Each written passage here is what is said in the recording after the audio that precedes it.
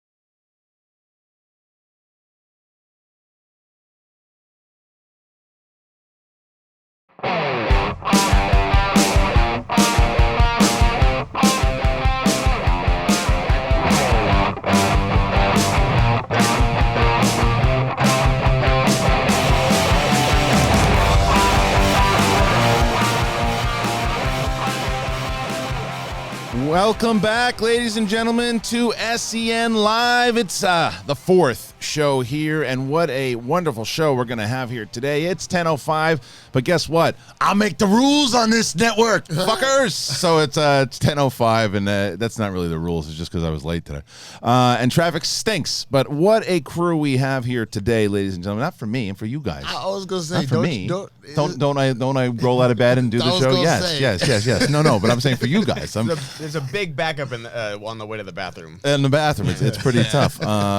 Look, I want to announce everybody that's going to be here today. First of all, thank you guys for joining us, and if you're joining us for the first time, welcome. And to let everybody know, as you didn't know before, that this is a network that is run by you guys, meaning that we are run by the Superchats and the Streamlabs.com/the SchmoeDown. Throughout the show, please submit your Superchats and your Streamlabs questions. We will get to them throughout the duration of the show. The SchmoeBot will be available a little later on today also. You can submit throughout the entire show, and you should do it because we have a lot of cool guests, a lot of topics. Any topics that you want to talk about, by the way, when you throw them into the chat, they don't have to just be about movie news. They certainly can be. They can be about Star Wars or Marvel or DC or any of that stuff. If you want to talk about the SchmoeDown, then let's talk about the SchmoeDown. You can talk about whatever you want. Put it in there. We will get to it in just a bit. What a crew we have today, starting with our engineer extraordinaire. He's doing some magic today. RB3, what's up, RB3? How you doing? Oh, sorry. There we go. You're muting everything. Nope. I threw you off there. How you doing, buddy? All right. All right, got to leave you alone. RB3 does not want to be bothered with it. He's got too many things going on there. Bring him back to the table. First time on SEN Live, but not the live streams. Yeah. That is Winston Marshall. What's good, y'all? How are you? I'm good, Kristian. I'm looking at something. Don't tell me yet what it is. I won't. I'm going to guess what it is. No, of course. Anybody that saw us tweeting about it, I brought you a surprise. All right, I'm going to guess what that is. Yeah. Ben Goddard is here. Glad to be back. They liked you, man. They liked you yesterday. I was very humbled and appreciative of all the compliments I got, especially about my hair. Yes. I really appreciate Good that hair. because, I need that. It's nice, man. You kind of look like a Kingsman. Oh, wow. Yeah. See, Yeah, I'm I think okay so, with too. that. I think like so, that. too. Yeah. Yeah. And- Just need the Kingsman money. We do have a special guest here today. He is not Grizzly Adams. He, ladies and gentlemen, he is the boss. He is Ben the Boss Bateman. What's up, brother, man? Are you excited to be here or what? I'm really excited. I'm actually really excited for what Winston brought you. I poked at it and he's like, I can't show you. Don't even do it. It's gonna be that's a big reveal. It's a big reveal. It's a big reveal. Well, one of the main reasons, not only are we going to talk, there's so much movie news, so many trailers and stuff that dropped today, and if you see the title of this video, it looks like the Avengers are getting that Oscar push that we didn't know that we're going to. We'll cover all that stuff. But Ben Bateman, I would tell you, you guys know how near and dear the SchmoeDown is to my heart. This table that we have today is very SchmoeDown-centric because not only RB3 has been involved in it since, it was on Schmoes. Winston Marshall has been announced is going to be a manager next season. Yeah. We're going to talk about the draft and all that. Ben Bateman is one of the most dedicated players I've ever seen in the SchmoeDown ever. The tournament just began. Yeah. I think it will debut yesterday at 8 a.m. So there is a spoiler band that's left. Teams just began. The teams began. The teams began yesterday. The teams just began. You're going to the SchmoeDown Spectacular to play Bibiani, which the only reason that you are doing that and not Orlando is because you had this back problem. And now you're a lunatic. What are you doing walking around? Why aren't you still resting? Look, I you know me, I work a lot of hours, so I was going to take the time off that I had to, and it was like I had spent almost 5 weeks like on my back. Actually, 45 days I spent on my back. That's too much. Yeah. I work 110 hours a week, so that was a crazy. Like I hit a wall, and you remember I limped into a couple screenings of that golf club. No, I know. And then I came into the SchmoeDown. 4 days after the surgery, you lunatic. Yeah, it was disaster. Yeah. I took the time off that I had to, I guess, but I'm back to work, man. Back to How work. heavy were you considering going to Orlando, even with the bad back? Well, the surgeon told me absolutely under no circumstances can you go. If you could have heard, so there's that scene in Heat when after the big heist, De Niro's with Jeremy Piven, and he's like, take off your shirt. Yeah. And he's like, how much rest? And he's like, he needs at least a couple weeks. He's like, he's got 8 hours. He's got 8 hours. Yeah. That's like me with the surgeon. I was like, I got this thing, man. And if I win, I got to be on an airplane. He's like, 0 chance. No, you can't do it. Right. Bibiani was very cool about that, by the way, too. Yeah. Because people don't know, we were actually going to forfeit was on the table. Yep. Him actually not being able to play and Bibiani getting the win and going to Spectacular. Bibiani was like, no, I'll do it at Spectacular for sure. So that's why they're doubling up. At the Spectacular, December 7th, 5 big matches. Ben Bateman plays in a 5-rounder against Bibiani up top. Yeah. And then the winner that will play Paul Oyama for the championship. How confident are you feeling right now? Well, a couple things about that. I have a SchmoeDown response, and this is just conjecture. This is just some heat that I got to throw at Bibiani. But I thought a lot about that. Because he walked up to me when I was on my back on the couch in the studio, right? And he says to me, I wouldn't want a forfeit to happen. I want to play the best. He says, I want to play the best, right? Yeah. And you're the best, so I want to play against you. I don't want anything else. And I think there was part of that was respect, because Bibiani has played a lot of the game. I also don't think Bibiani respects me. You don't think he respects you as a player? I think Bibiani believes that if he plays me, he has a better chance of winning than if he had to play against like any of the other top contending singles players. Like I think he's more scared of Roca. I think he's more scared of Irwin. He's more scared of Merle. He's more I think there's 10 people Bibiani would be more scared to play. I think even most of the people that would step in to play instead of me had I forfeit. Yeah. He feels he can walk in there. So I think he wants to play me because I think he thinks he has an advantage. You think so? I do. You don't think that he knows that you're one of the most studious players that we have on this game right now? I think he knows that. I just think for whatever reason, I'm just telling you, this is the vibe I got when he said it. There was 90% respect and 10%. I'm glad it's gonna be you. You think he feels he just knows more than you do? Yep. Yeah. That's what I think. All right. So, and what about Oyama? Should you beat Bibiani? You think you take, because we'll call it what it is. Everybody whether you go to the Facebook group or if you're a hardcore SchmoeDown fan, everyone says that you are the best player who has never won a title. How bad does that stick in your craw? Do you guys have a lot of respect for Jim Kelly? I mean, do you think he's like one of the best players of all time? No. He's defined by that. Right. I'm not gonna be defined by that. I believe it's true. I'm gonna win a belt. What about Dan Marino, though? Look, think about this. Charles Barkley? In the years since those guys have played, the longer it goes since those guys play and the more new players that come up that do win titles and break records and have great point differentials, those guys become less and less relevant. There was a time when Dan Marino was in the conversation for greatest quarterback of all time. That's not even on the table anymore. He's maybe he's like a top 8, top 10 guy for most people at this point. Oh. Right. So are you saying, do you think when it's all said and done, people are just going to throw out Kershaw then, for example, not to jump sports or nothing? Like you think that's... I don't think you get thrown out. I just think you get bumped further and further down the line. It's weird how much the ring or the belt or the trophy or whatever it is defines your legacy in competition. It just is. In any competition. No matter what it is. I get it. I think the only difference is I understand where you're coming from at it more from like an individual standpoint because there's things that you personally can do, whereas there's only so much Dan could have done. Like he played his ass off and still like that's a team sport. You know what I'm saying? Like totally. It's a little, but I get what you're saying. Like you don't want that to. I think what it is this. So like if we're all sports fans here, respectively in the sports we follow. Like, if you've ever watched your team lose in a championship, right? Like, I'm a Seahawks fan, okay? Right. Like, when we lost the Steelers, like, at the time, everybody acknowledged, okay, we got cheated, the refs cheated us, everybody knows that. The ref even came out and said that he cheated us, basically, right? That was a headline at one point.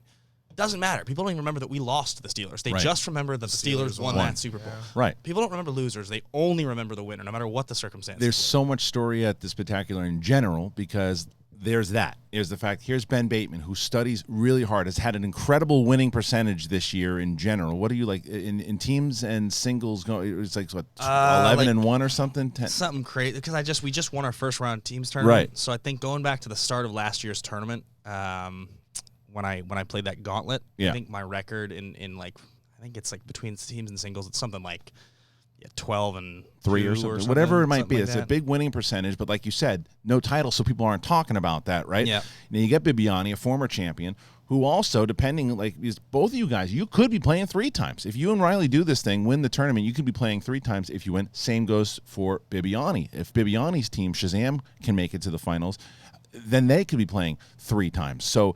there are stories all over this thing. And then you got Paul Oyama, who's the youngest champion we ever had, 21 years old, or 22 now, 22 years old, is the champion, has defended it. Only person to ever defended a live event is Paul Oyama, and he's hungry also. He's looking for you guys. He's also a student of the game. So many great stories coming out, spectacular. I throw to you, Winston, because you are now thrown into this thing on a whole different level. Yeah. You are a sports guy, and you are able to strategize, and you hear someone like a Ben Bateman. It's almost like, do you wish Ben Bateman would lose because then he wouldn't be protected and then you could draft him? I mean, yes. But he's sitting right here. You trying to get me bitch slapped? Like, what are you doing, bro? Right. Like, I'm trying to make friends with, because, I actually have a funny story. Ben recognized me, it's about a year ago. I was working over our, we used to share a manager, Marky. Yes. So I was over at her office, and I was grabbing her lunch or whatever, and Ben saw me on the street. He's like, "Oh, what's up, Winston?" I was like, "Hey, you." Didn't know who I was. I had I recognized you. I definitely saw you, and I was like, I know exactly who this is. I have no idea who the fuck this is at the same time.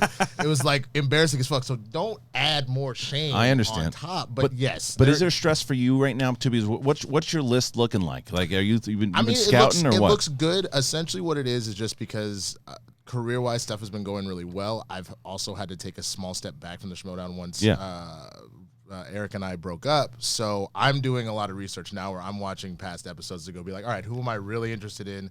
Who are the diamonds in the rough? Like, where can I go in and like grab someone late and like let that be the episode? I play a lot of fantasy football, so this is right up my alley. Like, I'm ready for this. I'm like, so jealous that you get to do this. I wish I could just do both. I want to be a player coach. It's going to be great. Well, we're going to talk about the draft a little later on, though, because that is coming up. That's going to shape, if you didn't know and you're brand new to the SchmoeDown, next year there's going to be 10 managers, and they're all going to be drafting the pool. I think it's like 130 people.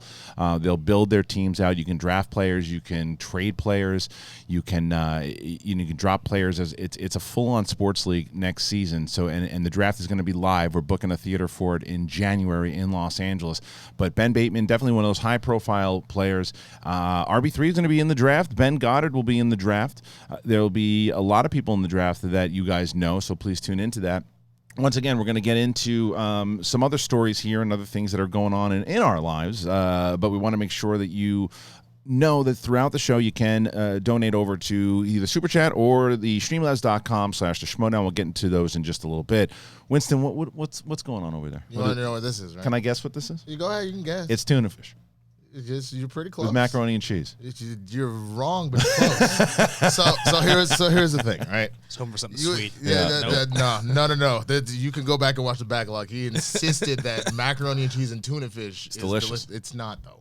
You've never tried it. You can't say it's not. You didn't try it. Look. So here's the thing. My blackness would not allow me to put tuna fish and macaroni and cheese. Okay. So what I did was I found put broccoli in there. No. Oh. I found a wonderful tuna casserole recipe. Okay. I put hella cheese in this bitch, so it's sort of like it. And it's. I mean, look, I tried some last night fresh out of the oven. It's actually good? not bad. It's not a good sell. It's not. No. So do me a favor. Let me have I want President Obama to present this to me, saying, as far as why he believes that I would enjoy this. Okay.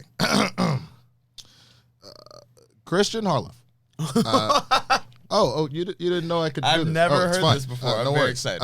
First of all, I want to congratulate you on starting your own network. It's a hard thing to do. It really is. I tried a couple times. Failed. It's fine. Just wrote some books. Became president. Just went with that instead. I want to present with you this tuna casserole. Now, here's the thing. It really smells like tuna fish in here now. That's usually what happens, sir. That's usually what would happen. Yeah. So what I would like to do is put the foil back on it. Okay. When we take a break, all right, we'll heat some up.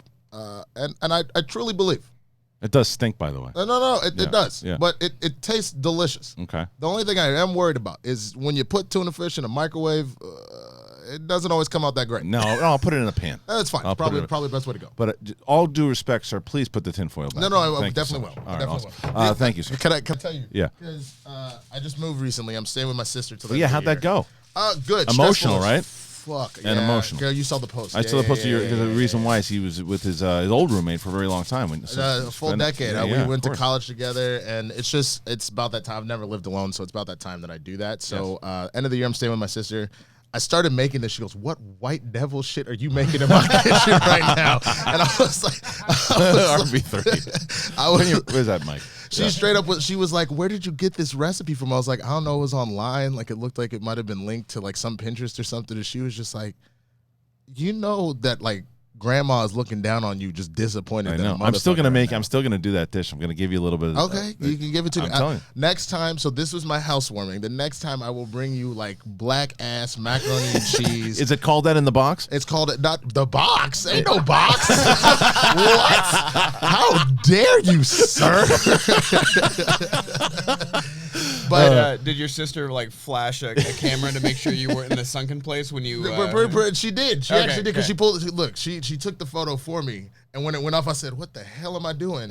But no, yeah, this is it when it first came out, so it doesn't actually. You know what I'm saying? Fresh shot, it was like bubbling. It like looked good. The cheese looks a lot better there than it looked here. Yeah, you showed it to me. Exactly. You put it in the refrigerator overnight. It's gonna happen. I thought about doing it this morning, but then I was gonna be late as hell, and I don't need to stereotype and all that kind of stuff. So we're but yeah.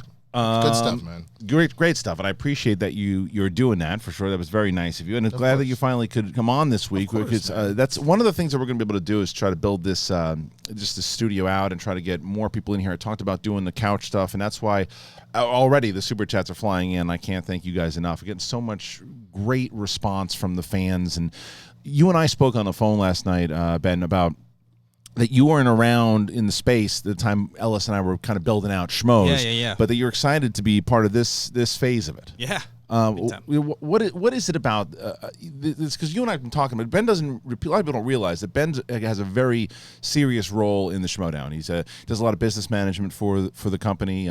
He helps me strategize about a lot of things, and we talked about potentially doing this for a very long time. Yeah. What do you think of the pros and no, fuck the cons? What do you think of the pros of this network could be?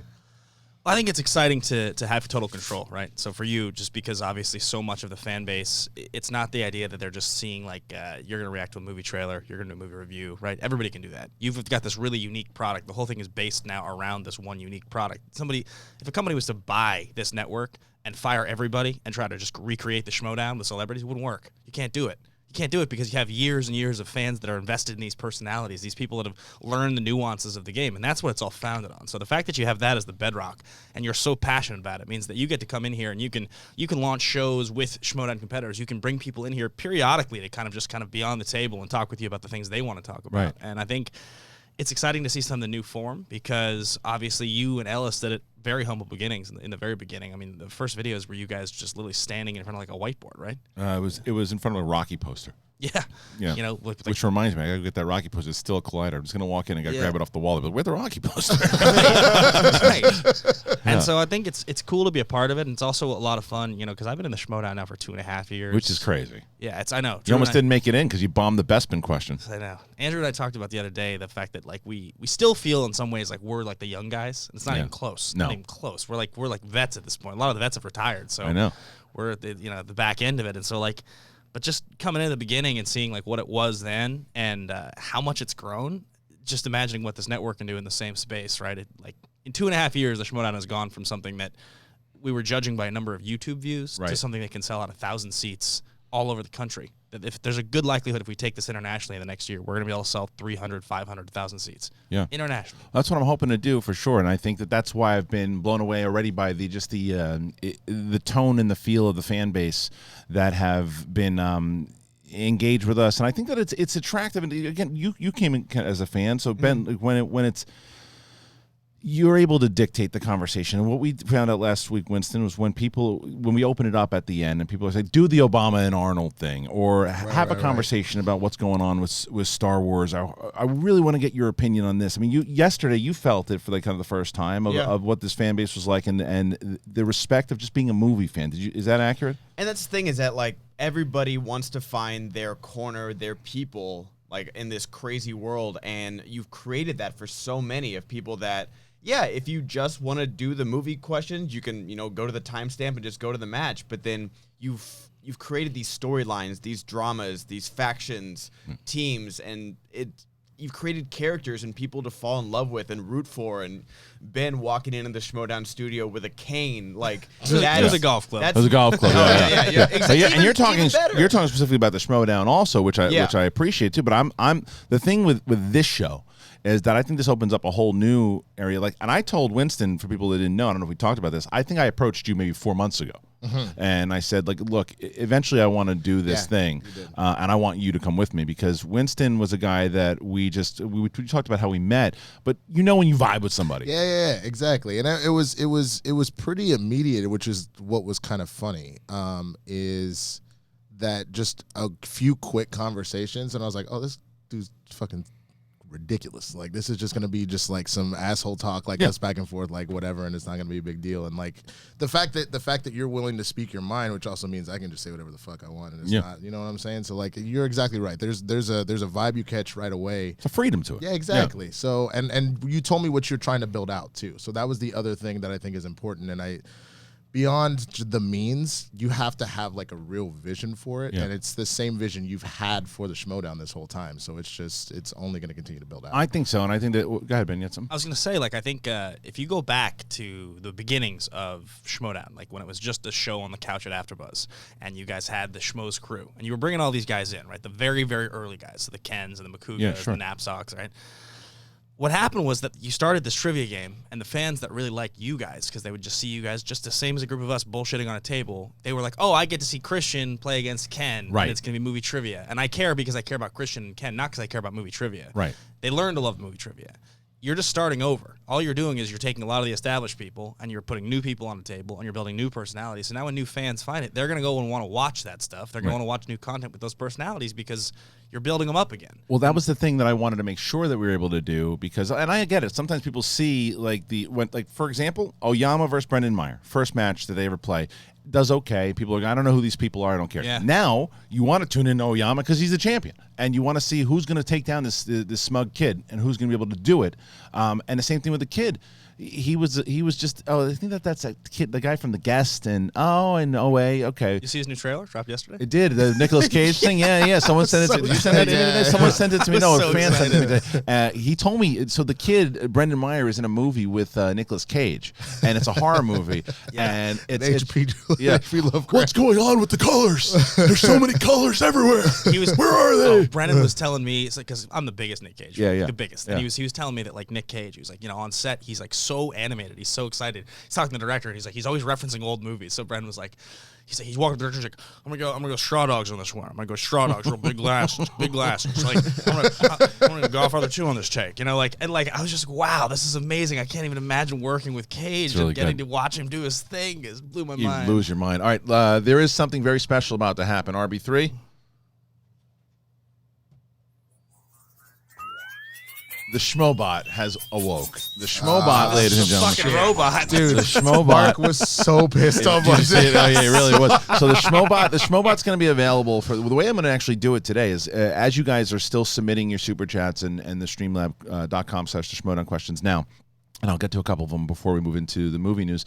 The SchmoeBot is an option that you can disrupt the show. For $20 or more, the SchmoeBot will interrupt and say, and it's been Soggy Mini. My mom was so upset that Soggy Mini Muffins was not on the show yesterday. My mom was like, "What happened to Soggy Mini Muffins?" And I was like, he's probably busy. The guy's been. First of all, I think he spent about $12,000 on the on the robot on Monday. I was like, "What do you want to do?" I think he did one yesterday, and she was just like. She's like, oh, I just want to, as long as he comes back. My mom loves Soggy Mini Muffins. That's amazing. It's really funny. But she watches religiously, and that's what I want to be able to create too. Is that I've always been the morning morning radio show guy to listen to in my car. Like I said, I come from that Stern fandom.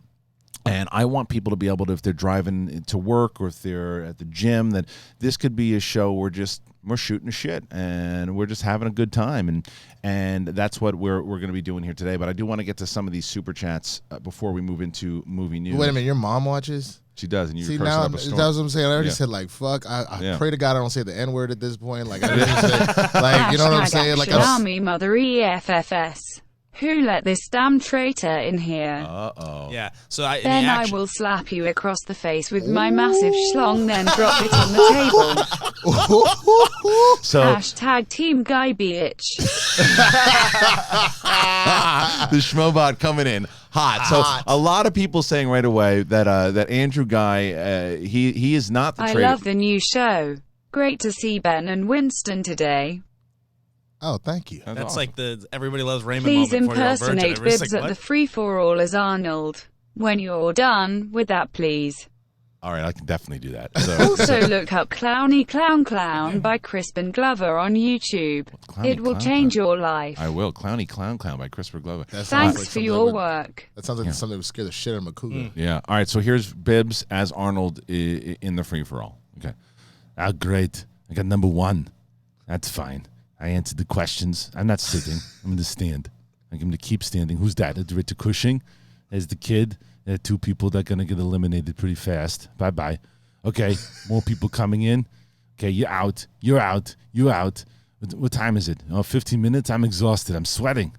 I'm still sweating. No? Okay, what time is it now? Now I'm really sweating. I have to be up here for a while. It's only 16 minutes. Okay, now it's 20 minutes. How long is it? Now you're all out. Uh-oh, here comes Merle. Merle, what are you doing here? Get out of here. Okay, I beat you too. JT, what did you just say? The Jew Bear? That's wrong. Okay, here we go. Me and you.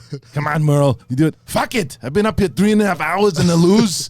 Unbelievable. I'm still number 1 contender. Bateman, I'm gonna. How does that Billy Joel song go? Something, heart attack, It's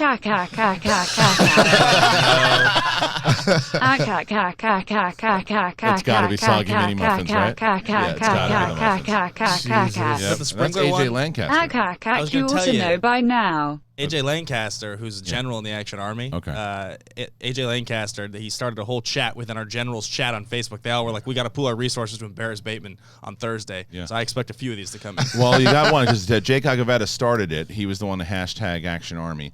Adam C. was the one who had the Great to See Ben and Winston here and the Crispin Glover thing, and AJ Lancaster did the Billy Joel yak. And Bibbs is in the chat Bibbs right in now. the chat. Yeah. So I hope did he like it? Did he like my impression? He liked it. Okay, good.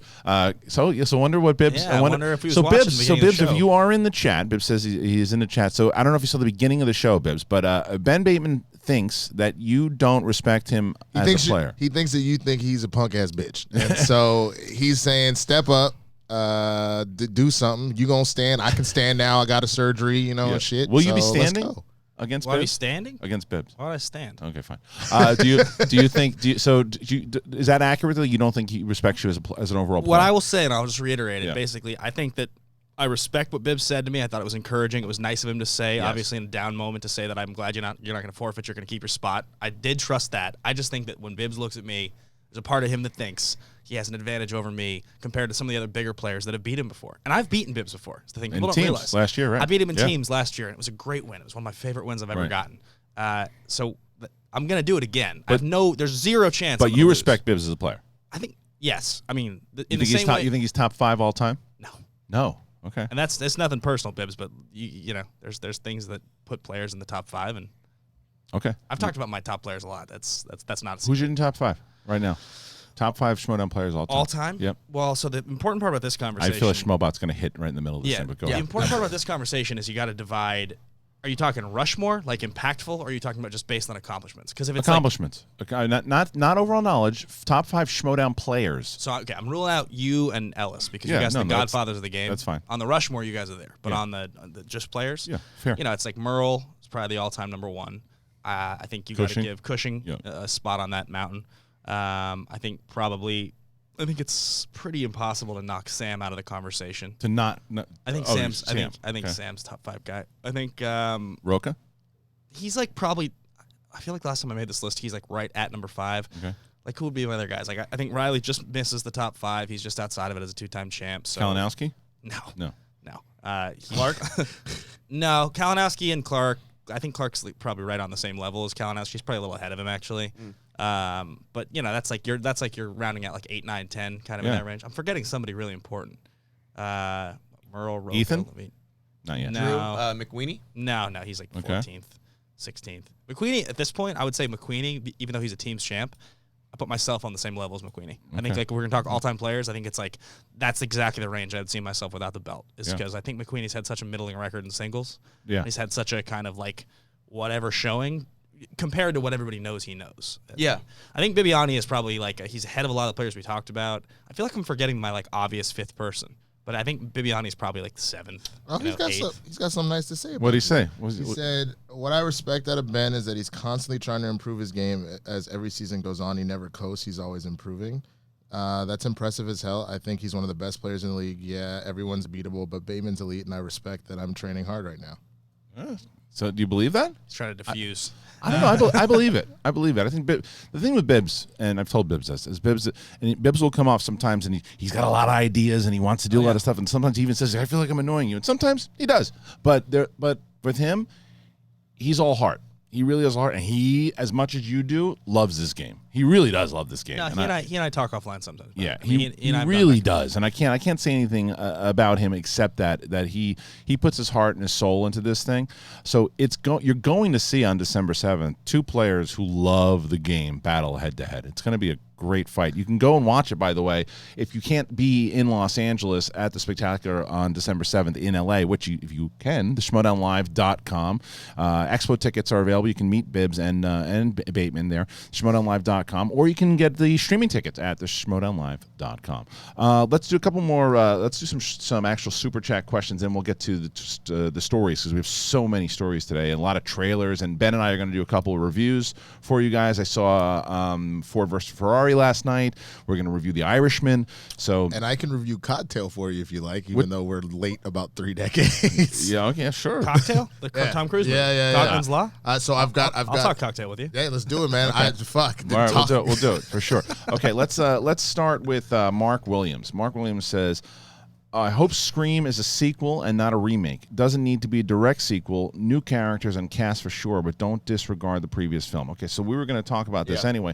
Scream, it's funny because I had Jamie Kennedy on Clouder Live last week, and I asked him about, because we didn't know if there was any news about a Scream remake. It was like, it's got to come eventually. There was talking about because the television show is out there. They are indeed doing a reboot of it. We don't know what it is. Is it going to have Nev Campbell in it? Is it going to be related to any of that? Are there any details so far? Did you see anything? The reboot is official, but Nev Campbell came out and said in an interview a while ago about the TV show that's been going on. I think it just ended. The last episode I saw is titled Endgame, ironically. It just ended this last summer, but she said the only thing is, Wes Craven is no longer with us, but she respects the hell out of the show, and she'd love to do it. Same with David Arquette, and voiced his support with it too. But she just said that it just wouldn't be the same without Wes. But if it's there, Nev Campbell needs to be there. I think so she's too. the heart and soul of those movies. Yeah. I just watched all 4 for the first time for Halloween, and spoiler for Scream, they killed Jamie Kennedy way too soon. Wait, what? Jamie Kennedy dies? Did you not see the movie? Bitch. A long time ago. Which one's he dying? 2.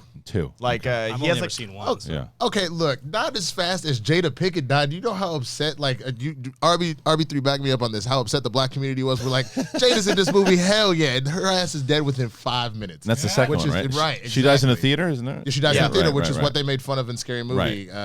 Just going back at that, but That's right. That Scary Movie joke justified that death, because that's the funniest part of that movie. Okay, I'm going to jump to PC here. It says, hello, Winston. Ben, everyone else, happy Thursday. Happy Thursday to you, sir. Thank you so much. Jenks for the boss. Who do you got? Smets or Kalinowski? My money is on the Smasher. Yeah, it's Jenks. No, I will root against somebody whose averages and percentages are as poor as Kalinowski's any day of the week. But wait, let's get to the bottom of this. Let's get to the bottom of this because there's always been a clear beef with you and Kalinowski. He's got a victory over you in the singles. And I know that's such a bullshit victory. A victory is a victory. That I'm going to disagree with you. Victory is a victory. Win's a win. It's a win. He's beating you. So when you have that conversation, anytime his name is brought up, I mean, the guy's won team championships and intergeeked him in the same year. Yeah. Right, and I asked you if he's in the top 5. You disregarded it like I just asked you if you wanted a piece of shit on a toast. No, I can explain that to you easily. Well, don't worry about this. Explain to me though why you think he's already beaten Smets. Yeah, he's really good in live events, and he's won the title in a live event. Why do you think so easily that Smets will beat Kalinowski? Because Smets lost to himself. Smets had that win. He just made. He did not have that win. It would have gone to sudden death if he hit that. Mistake. But even if he hits that, he goes to sudden death. I'll admit that there's a little bit of theatrics at the amount that I like to disregard Kalinowski. Yeah. Okay, I'll admit because you know it pisses him off. Because I know he reads every comment. Yeah. He watches every clip. And you like to piss him off. He's watching this right now. Right. And he's gonna watch this, and he's just gonna start pacing around his apartment. He was sleeping and he woke up and he didn't know why. Yeah, it's amazing. It's unbelievable. Yeah. As far as I think in Intergeekdom, that is the division that he's a real true threat. So I think he could win.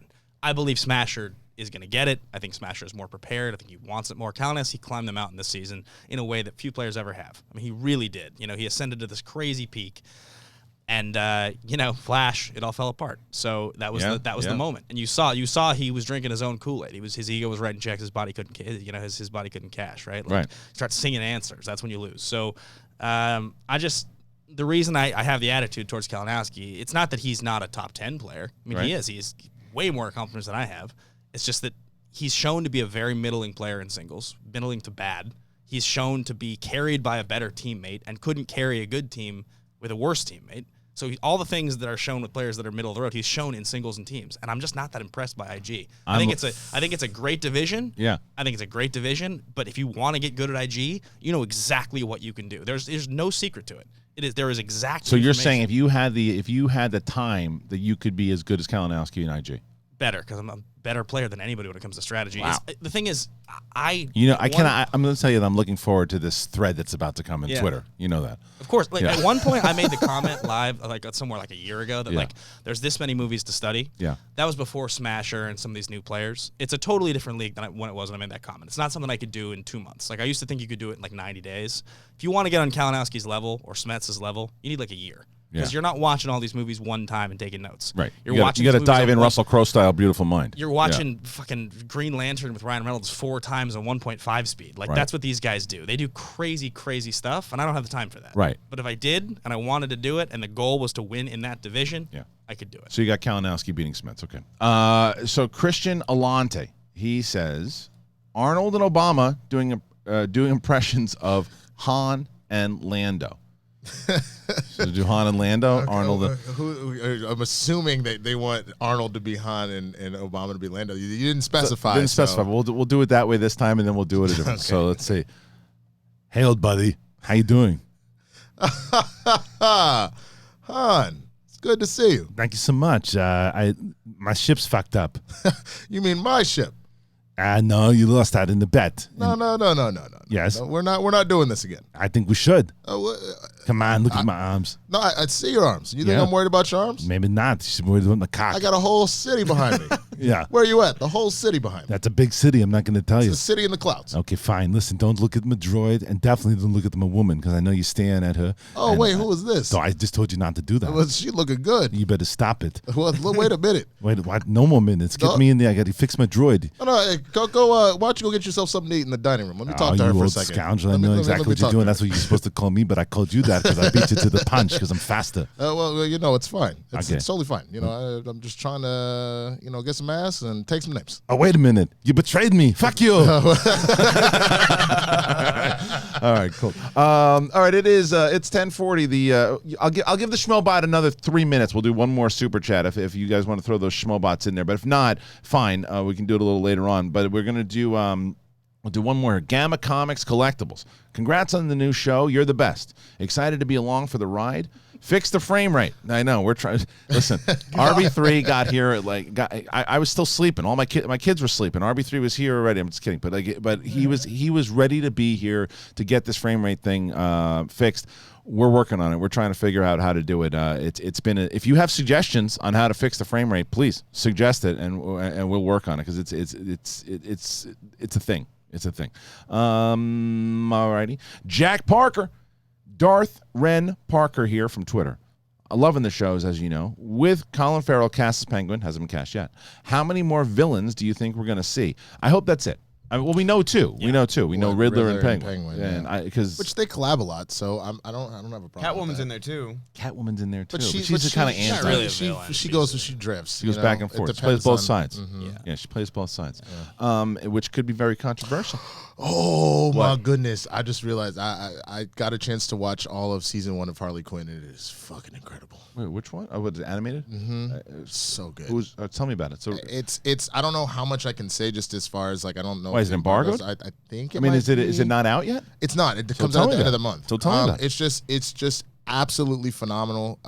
They voices. Who does the voices? What you have? Kylie Kuko is Katie Harley. Kuko, yeah. Katie Kuko. And Juan Carlo Esposito's in there. Yeah, man. Like you've got John Carlos Stanton. John Carlos Stanton. You'll never live that down, right? But you just got all of some of the biggest A-listers as far as both voiceover and just regular acting and live action acting, all voiced in there, and it feels very BoJack Horseman meets like Archer. Yeah. So as soon as it starts, I was like, "What the fuck is happening? This is incredible!" Right. But I binged the whole thing in a sitting just because of how good it Go was. Oyama. So I cannot wait for this thing to drop. Go Oyama. Very good. If that's Jeremiah Morris who just wrote that, I'm gonna lose my shit. What? It was Jeremiah Morris. Of course, it was Jeremiah Morris. It's a 5-star general in the Action Army right there. 5 stars right there. Yeah. Someone else did one. I guess there must have been. Oh yeah, because Ed Haskell put one in there. But the reason why it didn't get read out, Ed, is because you put a curse word in there. It's I am the Schmobot. Hear me roar, roar. My ex-husband, Mama, Max Headroom, is a liar. When he whipped out and planted schlong on the table, everybody loves the schlong, like Disney did buying Fox. His head fills with no space at all. Shame. I crave the cock and balls queef noise. Oh God! What is wrong with people? Just want to hear the Schmobot say. It's like a little kid that was. I want to hear robots say farts. But what if they said? Yeah, it's funny. But hey, look, have y'all just never told Siri to just be like dick, vagina, fuck? I've gotten to a place with Siri that I swear I don't know if it. Yeah. I ask her questions that are definitely. I'll say something to her, and she goes, "How about inappropriate behavior?" No, yeah, she has said that to me. Dude, when she first came out, when she first came out, I was like, "Hey Siri, I'm lonely," and she was just like, well, it sounds like you need to find a girlfriend." Like she's just she's been sassy as fuck since she dropped. Bro. She really is. This chat is lit right now. Have you seen this? Yeah. We got Janine the Machine in here. She's saying hi. You got Miss Movies, who's a 5-star general in the Action Army as well. She's saying hi. There's a lot of SchmoeDown people in here, Jeff. Yeah, well, yeah. I mean, it's a SchmoeDown. We are going to be covering because a lot of SchmoeDown players want to hear more specifics about the draft, and we will get that a little later. But we're going to hit this movie news. All right, so you know what, RB3? I'm going to leave the SchmoeBot on.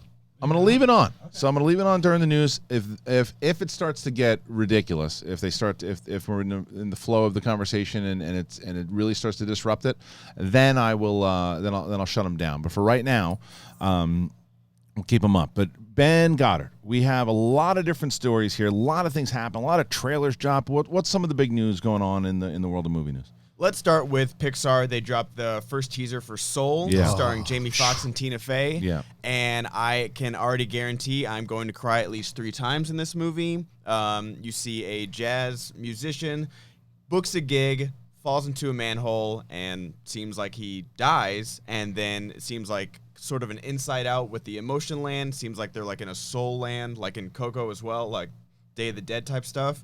And it was a teaser, so you don't get much plot. But you like what you saw. I did. The music's beautiful. I saw this at D23 when they showed, because D23 is one of my favorite things to see materials, because I feel like sometimes when you go to Comic-Con, you're a little disappointed with some of the stuff that they show. Sometimes you go to the Marvel panels in the DC and they show you exactly what you want, but those are usually the big headliners. When you go to D23... Mom's spaghetti. Nice. Great. So D20... Perfect. So D23... showed all of this footage and showed this particular trailer, the teaser trailer, and I loved what I saw. It had a lot of emotion to it, and same thing with Onward. They showed both that and Onward. I think they've got some great stuff coming up. But you saw this morning. Did you like it? It was absolutely the exact same thought. As soon as I was watching, I was like, "Oh, I'm definitely gonna cry like a little bitch in this movie." Like I swear, I was like, getting emotional right away, dude. Music. I think the music did it. I think. Honestly, having been in this industry for a while, that feeling of like, fuck, I just booked like the gig of a lifetime. And then that's like one of my greatest nightmares is like all of a sudden I get the call, cool, series regular, here you go. And then all of a sudden I get hit by a bus. Right. Like that's to even let that be the storyline. I was like, oh, you're going full up with this right now. Yeah. Where you're just going to just uppercut me at the first 10 minutes. Of Right the up movie. top. And in the trailer. And then as a musician, this probably spoke to you also. Oh, there's just a lot about it. I think also too, you can kind of divide Pixar's whole like run into a few different territories. Right. And that initial run of like Toy Story and Monsters Inc. and Nemo, it's like they almost are like famous because they're like the OGs. Right. They weren't going for it in the way that the later films were. That golden period of like Ratatouille through Toy Story 3, they're all very emotional movies, and you have Up in the middle there, right? Yep. The only two since that golden period that have really done much of anything for anyone have been Hey Coco. Bateman, this is Dan Marino. Heard you've been talking trash some on me. I'm not going to be Marino. At least I could win in Florida during my career. How's your back? Damn. That's got to be wow. That's got to be Andrew Guy. No, but I think the only two movies since that like 2010 cap of that incredible run, it's really just been Coco and Inside Out, and those are the two that are referenced in the trailer. And so I look at this, and it's hard for me to imagine this movie's not going to just feel like those movies. Yeah. And I believe that's the two. Glad best to Pixar find movies. out Ben is into MTG. Started playing back in Kaladesh myself. Love the show. Up and Inside Out. Looking forward to seeing Kristian getting back into wrestling. Bailey Club for life. I'll do two more. Yeah. Ellis is never coming back. No. He's walked away from the network. I'll do two more, but anyway. So finish your thought if you can. And I know that everybody's very excited about the super chat, and this is a Collider Live I had, and I didn't establish this. Yeah. Let's shut the phones down. You're not you, RB3. You guys phones, the super chats. Sure. I think it helps with conversation in general too. So that's a me thing. That's a me thing, and I didn't make that clear up. No worries. So all I was saying is, I think watching this, it really did remind me of the movies that they referenced in the trailer. Less even because those movies are the ones they wrote on the screen, and it does feel like if I was going to rank my all-time Pixar movies, it is probably. The first 10 minutes of Up is the best thing Pixar has ever done. It's one of the most heartbreaking things I've ever seen on screen in any film. Yeah, and the music, and the Giacchino's music is great. Unreal. Yeah. That's that Up is a great movie, but I go to Disneyland all the time, and that music is always playing throughout everywhere because that score is so memorable. Good. I played it at my wedding. It's so good. Wow. It's unbelievable. Okay, we are going to shut the robot down. SchmoeBot's going to go down for a little bit here too. Sorry, see you later, SchmoeBot. You come back in a little bit. And because I can already tell the Action Army and a lot of people are going to be disrupting you and coming out because they want to talk about that draft and figure out, because I want to get your thoughts on the draft as a player, what you would do as a coach and all that stuff. But we want to continue on with the movie news because, as we said, that's one trailer. Then another trailer dropped. What was that? We've got Invisible Man, directed and written by Lee Winnell, who just wrote and directed Upgrade last year, which is one of the best sci-fi action movies I've seen in a while. Yeah. Stars Elisabeth Moss, and they're doing this new kind of aspect to it where she breaks up with this physically and mentally abusive boyfriend. He says that he dies. Like, she gets $5 million if she can prove that she's mentally sound, which is like kind of a last fuck you from him. And then she starts thinking that, okay, his ghost is still around, but obviously we know he's invisible. Right. There's some great moments in this trailer where she's like just staring at a chair and two people walk in. She's like, there's someone sitting in that chair. I did like that. Yeah, that was a great moment. You had other thoughts about this, though, towards the end of the trailer. Well, so the overall thing for me in this trailer was that what I saw up top, and I think that the big win for them immediately is Elisabeth Moss. She's a great actress. She's got a lot of clout right now, and I think that by having her in it, you can already tell that you've elevated your movie. It looks original. It looks different. It looks creepy. And there's a lot of things that as this trailer started, I said, "Oh man, this is one of those Blumhouse specials," and I'm on board. That did something that a lot of trailers do that I don't think you need. It showed me the entire movie. Right. Yeah. I know what happens at the end, and then the movie that I thought was super original and different, by the end of it, I was like, this is a cliched movie in the trailer. I haven't seen the movie yet. But in the trailer, it's, okay, things are happening. Things are clearly happening to this woman in a supernatural way, or maybe not, however it is. And everyone thinks she's crazy. And I know that's kind of the premise of the movie, but everyone thinks she's crazy now, and nobody believes her. Now she's in a hospital, and then now she's going to kill the guy at the end with scissors. So that was the part I was like, I was really on board with it, and I still think it could be incredible. But at that point, I said, it looks a little predictable. How'd you feel about it? I mean, what I tend to do with trailers, honestly, is I stop watching them up to a point. So I haven't seen the last two Rise of Skywalker trailers. Okay. For the specific reason behind it is that if I see something far enough out, I'll completely forget the majority of what's happening. Right. So, yes, I agree with you that I've already kind of seen the movie, but this doesn't come out until, what, February, I think? February. It comes out in February, yeah. So it's plenty of time for me to already kind of forget this. I think the thing that I'm most excited about, Elisabeth Moss is a big one. Elisabeth Moss is a big one. But I'm a big fan of Aldous Hodge, he's the black dude that has the daughter that, like, I guess she's now hanging out with or whatever. Super nice guy, incredible actor. So I like to see his clout is raising a little bit too. So, but overall, in general, I mean, I think it'll be really interesting to see taking this element and just kind of expanding out on it and see what happens. You know, Aldous is great, man. I love that guy. He's originally Voodoo Tatum in Friday Night Lights. Exactly. Yeah, yes, right? he was. He came through. He's had a bunch of big roles now. I mean, he's very famous. He's in the show right now, City on the Hill. I think so, yes. Right? My sister used to be a showrunner's assistant when he was on Underground, so that's how I got to know him. He's really, really nice guy. Yeah, right. And he's in Jack Reacher, too. Yep. Bad movie, but he's the first one was so good. I love Jack really? Reacher. the first one's really grown on me, actually. That's one of the underrated cruise movies. I didn't like it the first time I saw it, but it's grown on me. Anyway, I think something I was curious about is that wasn't the Invisible Man supposed to originally be part of the Dark Universe? Right. And this had to have been in production at the same time that they were developing that. So wasn't this going to be an issue no matter what? So Blumhouse goes, that movie's never going to happen. It's like, don't worry about it. It's never going to happen. That's what Ben and I were talking about it before. You have this, don't announce things right away unless it's successful. It's like, how do you look at The Mummy, that Tom Cruise movie, and go, oh, yeah, this is going to set it all off? It's like, no, it's going to set it back into the can. I think it's the worst. I think it's the worst Tom Cruise movie if you're barring a couple of the early ones. Yeah, it's bad. Like, I think it's that and, like, probably, like, Rock of Ages, maybe.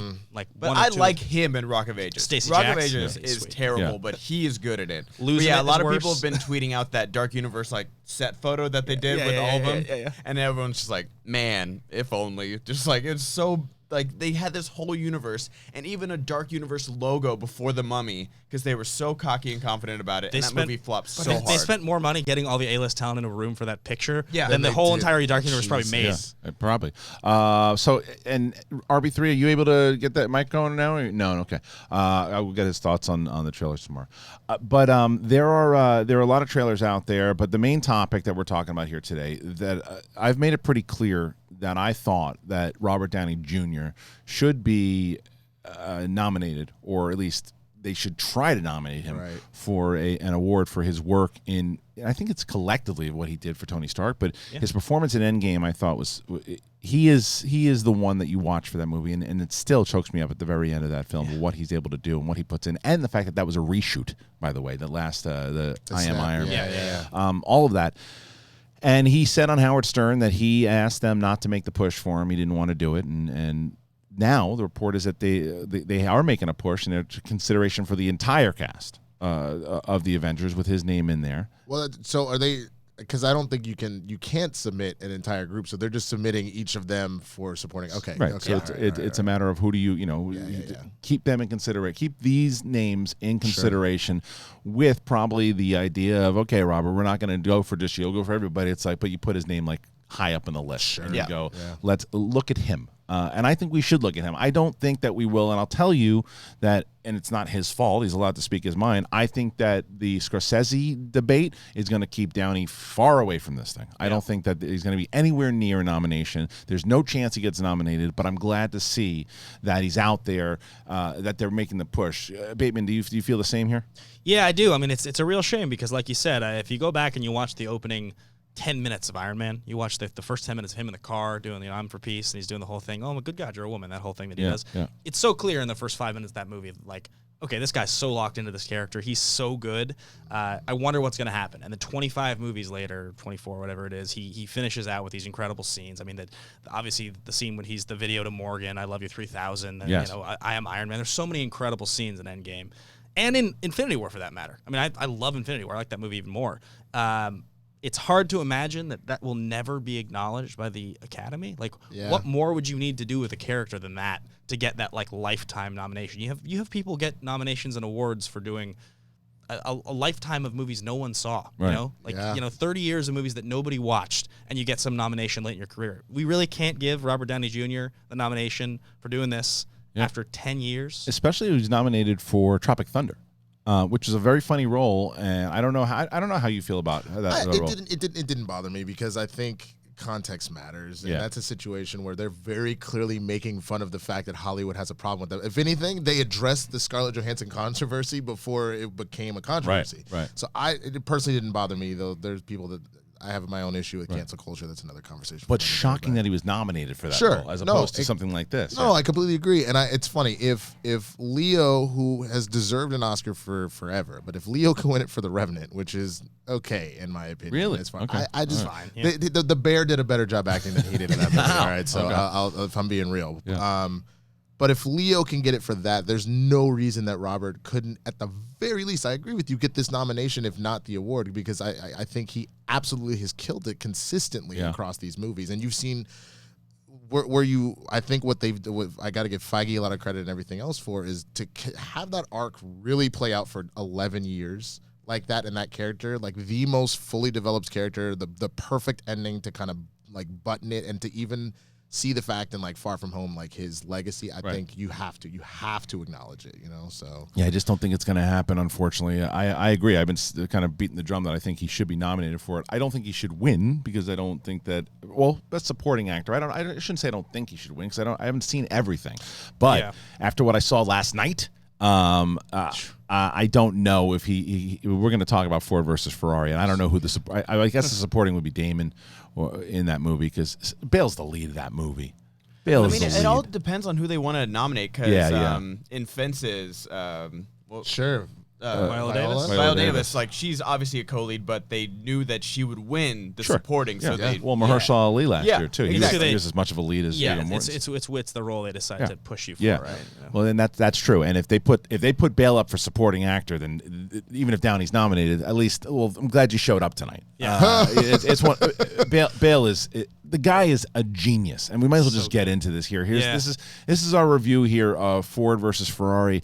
Myself and Ben Bateman saw it, so we'll be going over what we saw. The director, James Mangold, obviously from Logan, 310 to Yuma. 310 to Yuma. He's done so much. Kate and Leopold. That one I wouldn't have brought that as the reference, but this guy he's making a presence and making a statement as a director, because this movie's like 2.5 hours and I didn't even feel that. It was compelling from start to finish. You are locked in from beginning, and at one point I'm going, this is like a near perfect movie to me, because the story, it's when he say Ford versus Ferrari, yes. It is the fact that Ford was making all of these cars, but Ferrari was going out of business, or not going out of business, but bankrupt, but had the love and the passion in this car and had been making that race car, and Ford wanted to get into the game. They tried to buy Ferrari, and Ferrari says, nope, don't need you, does something else, and then the races begin, but now it pisses off Ford, and Ford's like, okay, let's go find the team to do it. Matt Damon is an ex-racer who won this event that they want to win, but he can't. Something's happened to him. He's not able to do it. He now manufactures cars, and he sells cars, but he's still a legend, and people respect him, and he's successful. And then you got Bale, who is making a career out of doing these kind of roles, where he's just kind of like the lowly mechanic, but he can race, and he's got that. He's like a hidden, he's kind of disheveled and skinny, and the family dynamic with Bale was, and I don't know if it's because I'm a family man, but like the dynamic that he had was his wife and his kid.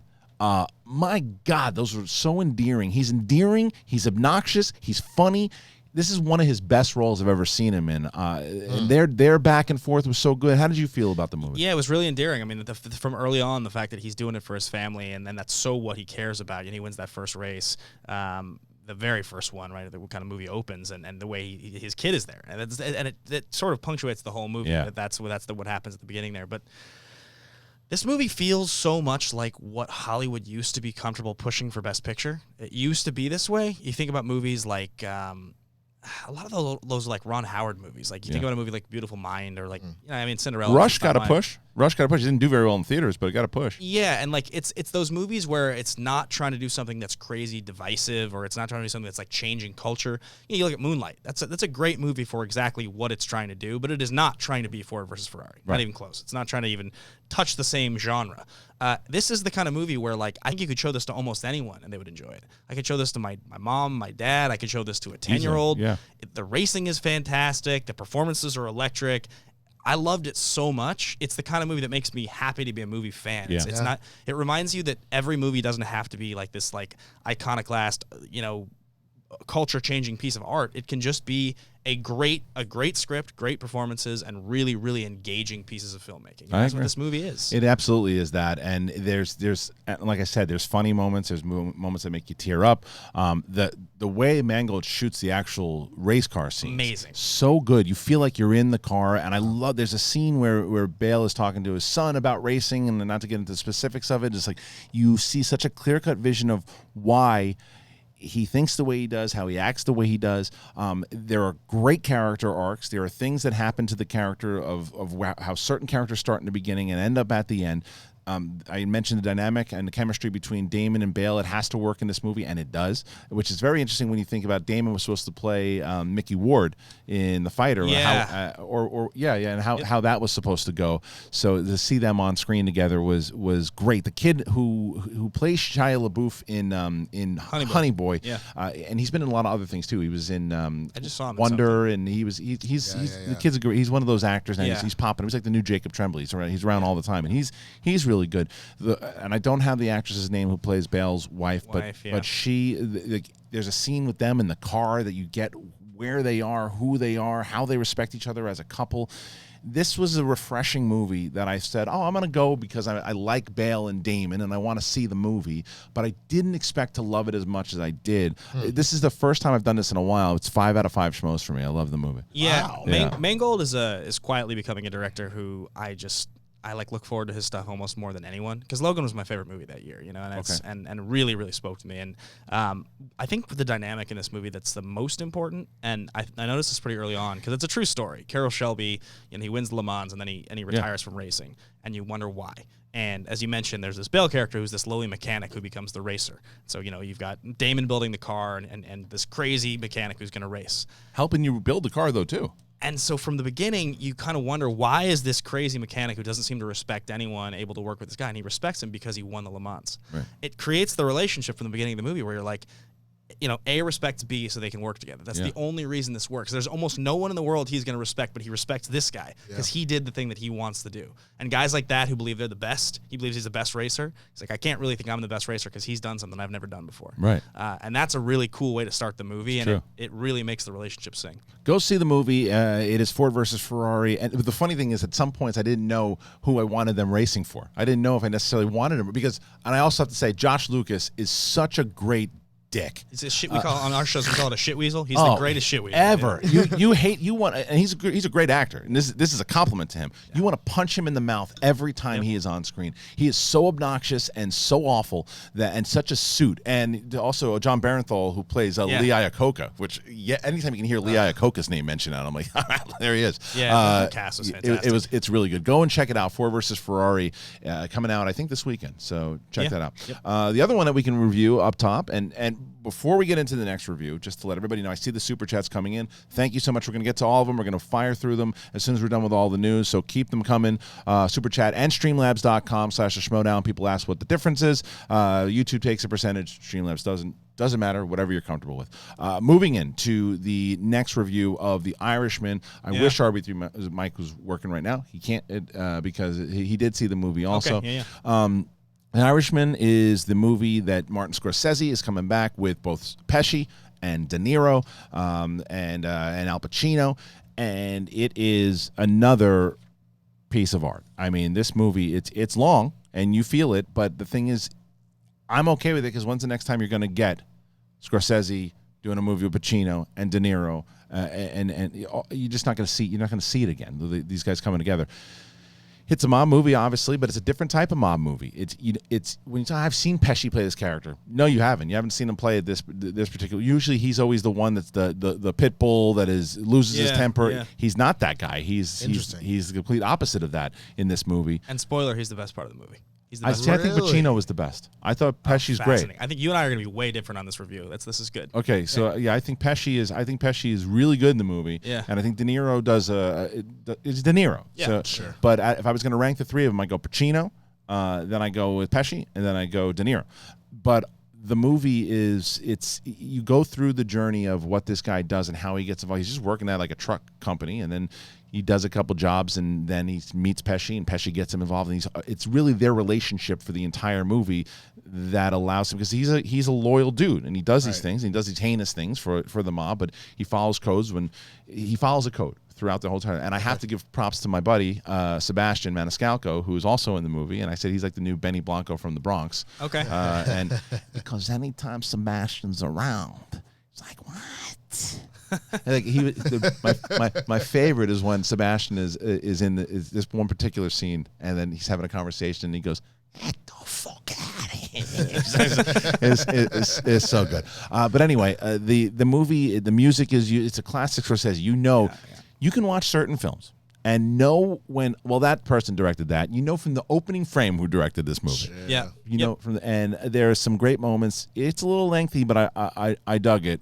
You did not like the movie? Liked it. Okay. Enjoyed watching it. Found it to be almost offensively long. Like such an unnecessary 3 hours and 20 minutes. You could have cut 45 minutes off this movie. I think the ending, the last 20 was just like, how is this still happening? And my biggest issues actually had more to do with your back was hurting during watching. No. I really. It's fair. I got my trusty pillow here. I really dislike the De Niro de-aging. His eyes were so hard. Video game, and he had blue eyes. De Niro doesn't have blue eyes. You decided to give this guy fake eye color, and it was distracting for most of the movie. Huh. I loved Pesci. He was my favorite part of the whole movie. A lot of the mob scenes are reminiscent of the scenes you've seen from Goodfellas, from Casino. It is that. I mean, you're getting that. So and those scenes that you loved in those older movies, you'll love them in this movie. I think this is the kind of movie that in 5 years, when I watch this again on Netflix, I'll probably enjoy it a lot more, because I won't have the expectation or the pressure to assign it to be this great piece of art. Sure. But unfortunately, because that has happened already, the movie is a little derivative. It does feel like it's just retreading a lot of the same stuff. Scenes where you're like, oh, okay, he roughed up this girl, so now this is going to happen. I know the next 10 minutes of this movie without even watching it, right? And that's funny to me, just in the sense with Scorsese running his mouth on superhero films, right? For him to fall in his own trope. And that depends on whose point of view. I don't think he falls on his own trope. I think there are a couple of familiar things that you've seen, but I think he actually spins it in a different direction from this way. But one thing that we'll both be in agreement on, not necessarily the aging, because the only time it bothered me was the thing in the trailer that you saw when De Niro's back as a soldier. That looked like a video game. It looked like anything you play when you play Tour of Duty or Call of Duty, whatever. Tour of Duty. Tour of Duty was the show. No, Tour of Duty was the show. It was the show. Tour of Duty was the show. Do you remember that show, Tour of Duty? It's opened up. Yeah, and it opened up with older and older. I know, it's true. But anyway, the only thing that you can't de-age though is movement. And there is a scene where De Niro is doing stomp, and it's like, that's not a 35-year-old De Niro. Right, that is an 80-year-old De Niro. You're like, you got the face, but you're hunched over. Yeah, and he's moving, and he's just like kicking, and it's like, no. That's what happened in Captain Marvel with Sam Jackson. Right. He's like petting the cat, then he gets up, and he's like, Yeah. It's like, you can't de-age movement. I think, you talked about 5 out of 5 schmoes, and people sometimes ask about why my rating scale is so weird. Yeah. I look at 10s as basically unattainable perfect movies, and 1s as unwatchable. 5 is my dead average, right? Okay. A lot of people use 7 as average, 5's average. So for me, this movie is probably like a 6-9. It's like a couple points above average. It's not anywhere near as good as Goodfellas, which is a perfect 10 for me. Casino, because it's probably like an 8. Casino's like an 8.2, probably 8.4, somewhere in there. This is like, a couple points above average. It's very enjoyable. I think people will enjoy most of the best scenes.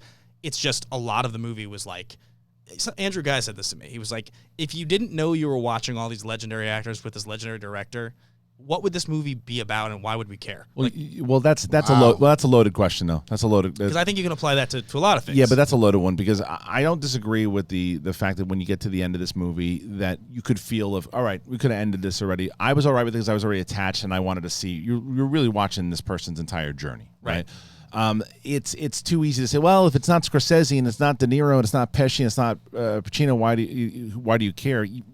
That becomes a direct-to-DVD movie then, or with somebody else doing it, because the specialness of what he's able to do, that's the draw on a lot, like you said, like a lot of these things. It's the beauty of casting the particular actor that could have made that movie is so much better because that actor is in it, or that director gets a hold of it. One particular great script could be made terrible with a bad director. So that's a harder question to really answer. The Pacino overacting didn't bother you in this movie? He starts off with the yelling. And like, you gotta wait until the yelling usually, and he starts, come on, right? I gotta win.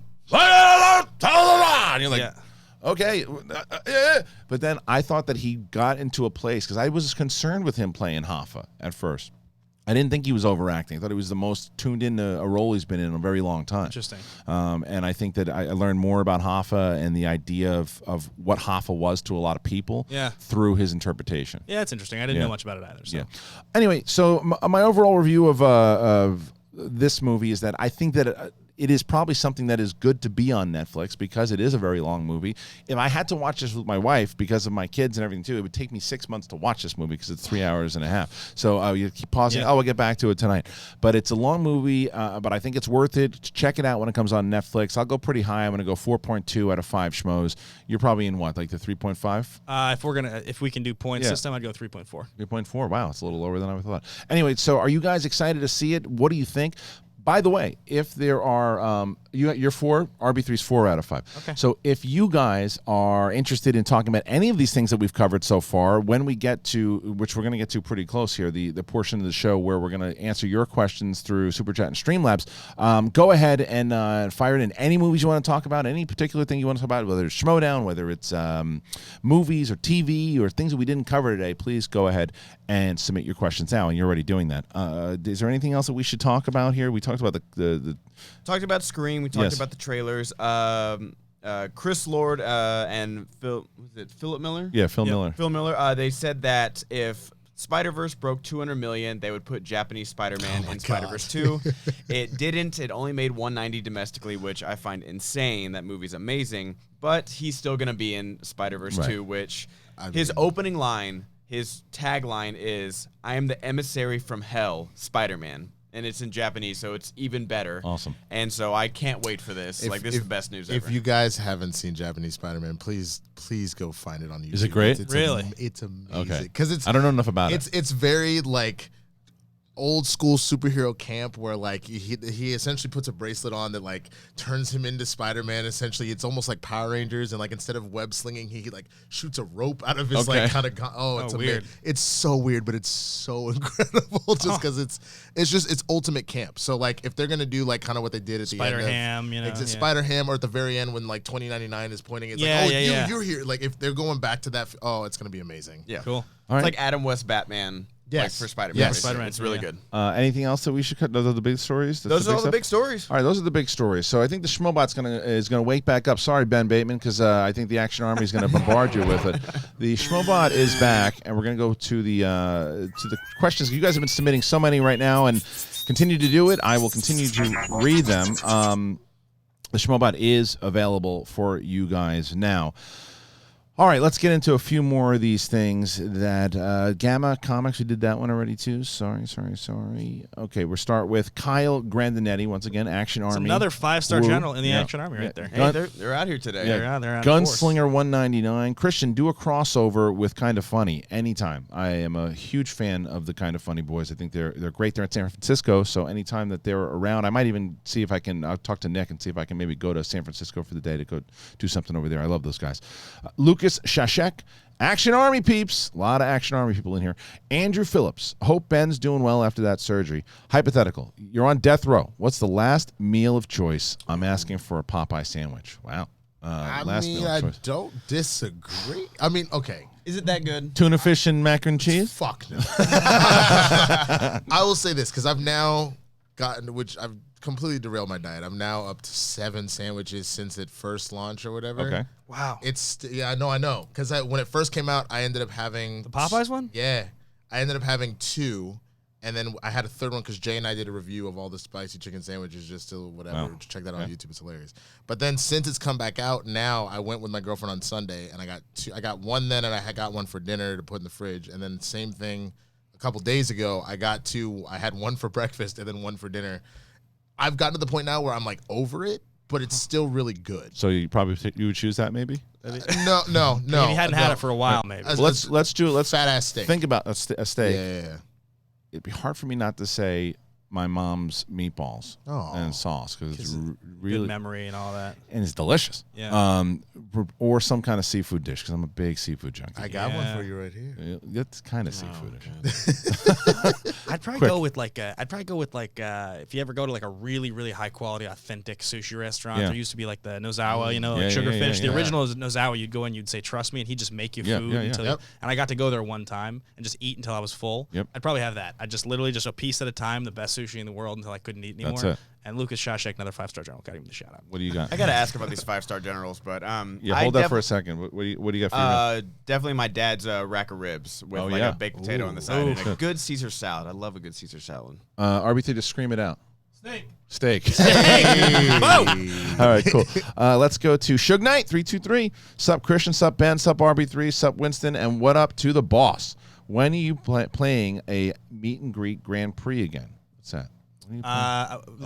Grand Prix Magic. Oh, okay. Magic the Gathering. Got it. Bitch, you play Magic? I've got one of the top podcasts in the world about it. Bitch, you got a podcast about Magic? Yeah. So I travel around. I do these things. He's like an elite player. I did like we did like a Magic trivia thing, very inspired by SchmoeDown at Vegas over the summer. It was very popular. We did it live. It was a lot of fun. I'm probably the next one I'm going to. I'm definitely in Portland in December. There might be I might do one more, but I'll be at like 6 or 7 events next year. So that's great, dude. I've like since like retired, but I have my Goblin deck. I keep it in my glove box. You gotta play some Magic, man. I'm about it, dude. I'm about it. Stop trying to recruit me. Just keep that thing. That's right. Okay, let's move on here to going to the next question. Major Zuma. Looking forward to the Star Wars podcast. It's so refreshing to see someone into the new canon and doesn't just shrug it off. I caught on to Jedi Council too late. Yes, I will be. And I'm doing the Star Wars show that I do. It will be on John Campia's show. It's on every Tuesday. We just did our first one, Dark Side, Light Side. You can go and catch that there. I will be tearing more into the canon again. I fell off a little bit, but I'll definitely be catching up more on that. So, yeah, it's exciting to be able to talk Star Wars again with John. So thank you. Go and check that out on his channel. It's available now.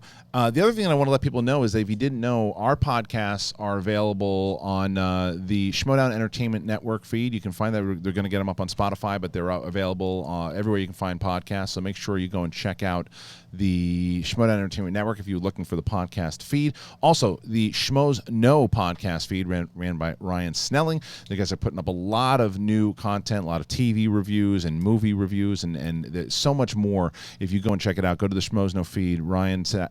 Did I say Ryan Satin? Ryan Snelling. Ryan Satin is a friend who runs Pro Wrestling Sheet. Ryan Snelling and PJ Campbell are running that feed over there.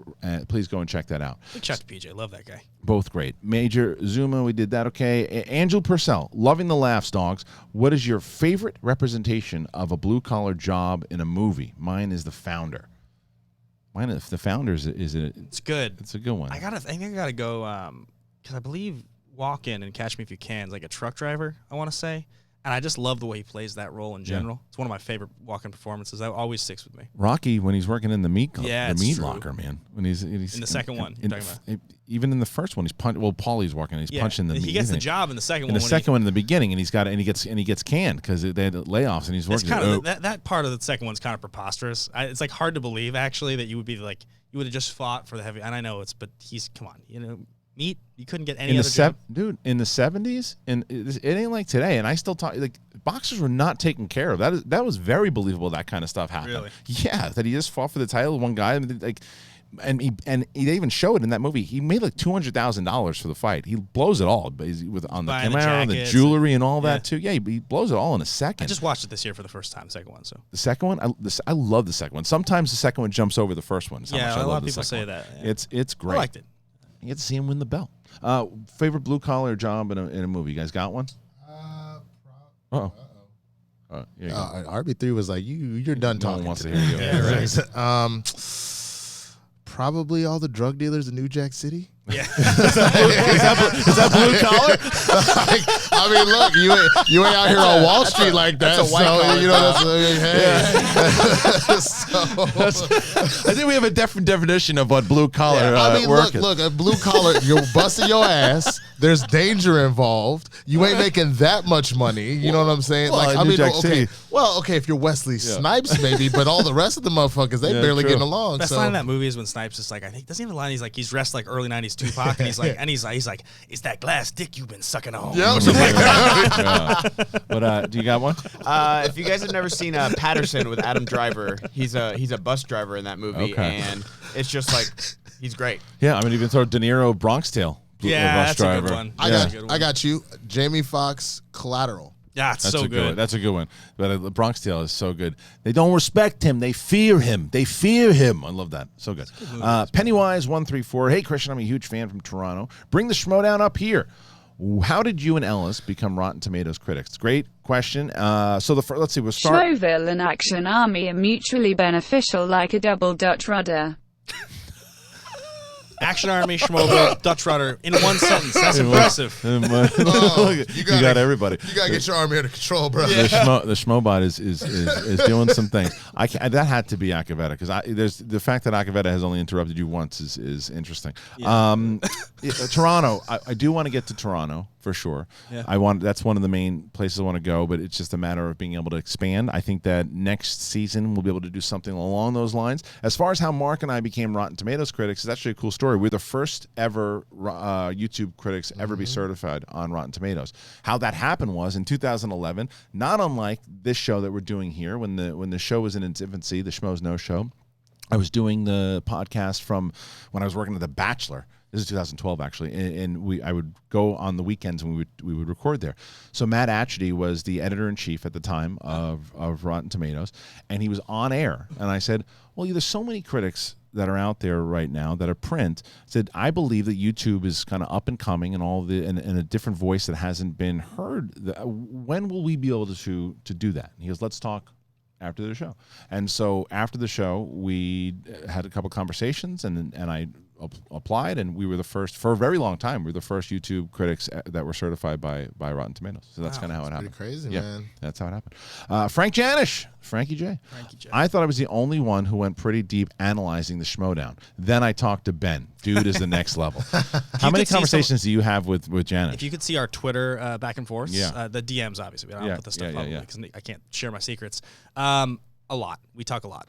Because I'll come up with weird shit. Like I've talked about this I think a little bit, but like my study process now when I prepare to play somebody, I think is unlike anything that anybody else does. So I will watch every single match that the player has ever played, and I will take note of every question they've ever missed, and then I will organize them by category and establish Bibiani's furiously writing notes percentage weaknesses so that I can then figure out of the questions that have been asked in that season, how many of those questions pertain to surface level knowledge in their weakest categories to try to figure out the strengths I want to go with. Sure. It even informs like when you're going to talk shit in a match. You get asked a question in round one, it's a weak category. Maybe that's when you jab the knife. Like so, stuff like that. Dude, you're very cerebral with it. Like it's very like kind of the way not Michael Jordan.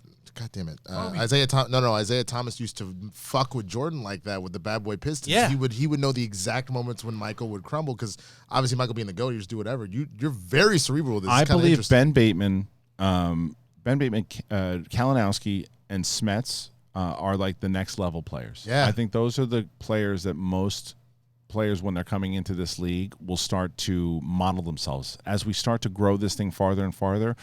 And when I'm able to make it really worth people's while to become SchmoeDown competitors, and like then Rachel Cushing go, well, I don't necessarily need to just rely on my editor job. I can go play a match and be secure for a little bit. Then you get someone like that because Rachel Cushing certainly has the ability to do and the wherewithal to do what Ben does. At the time, she doesn't have the time to do it. If she did, then she's someone. I don't know if that to me is that just a scary thing. Dan Murrell's another one, by the way, who elevated his game. Dan Murrell used to be a player that was all knowledge, just knew what he knew, and that was it. When he came back after the loss from Guy, came back and learned the game and learned how to play and became so much more scarier. And now because of it, 3-time singles champion, now the team's champion. We're obviously in a stable together. We've talked a little about this now, and I've learned a little bit of, I didn't get to see, behind the curtain with Roca and Merle as much before they were on my team, And Roca, it's funny, he and I are competitive with how much of our study tactics and information we'll share with each other. We got into a fight. I know. I at heard about Collider it. Yeah, we a couple talked weeks about ago when he was like, "You didn't send me enough of your stuff," and I was like, "I sent you my stuff." He's like, "I won't send you all of my stuff. I'll send you half my stuff." Half my stuff. I love it. I heard about it. It's hilarious, yeah, and and Roca, big shout out to the guy. When I was recovering from surgery, he came over and hung out with me for a few hours day after I got back home, and just was rooting through my apartment to try to find my guides. No, I'm kidding.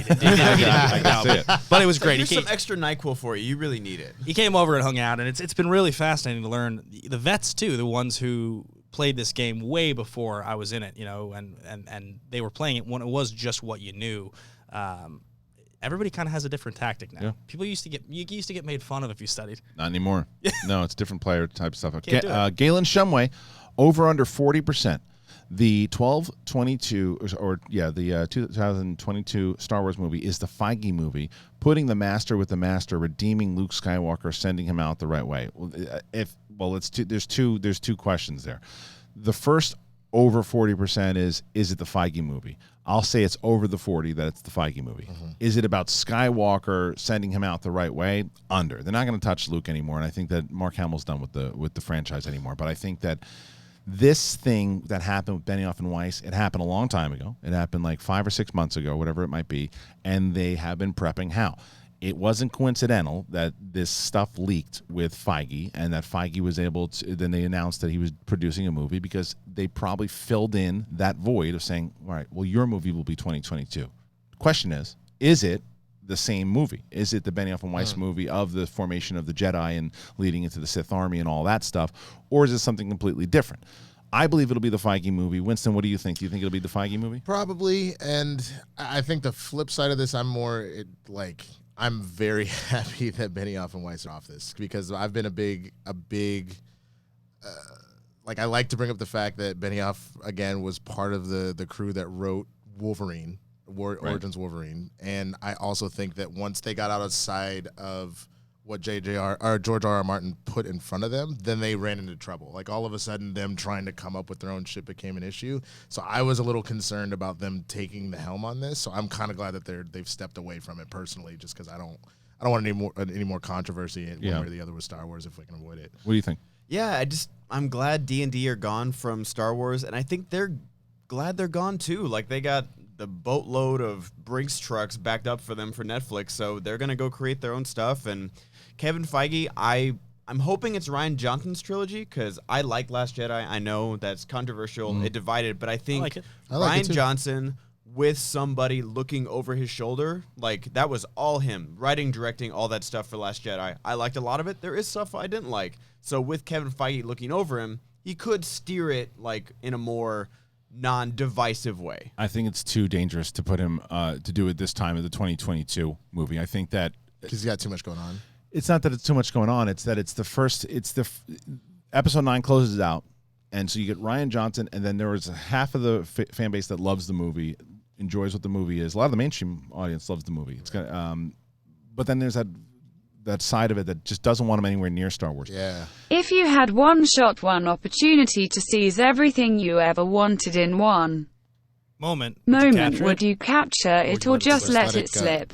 Bateman, new champ. Bateman, new champ. Thank you. I appreciate that. We'll find out who that is in a second. Mom Spaghetti.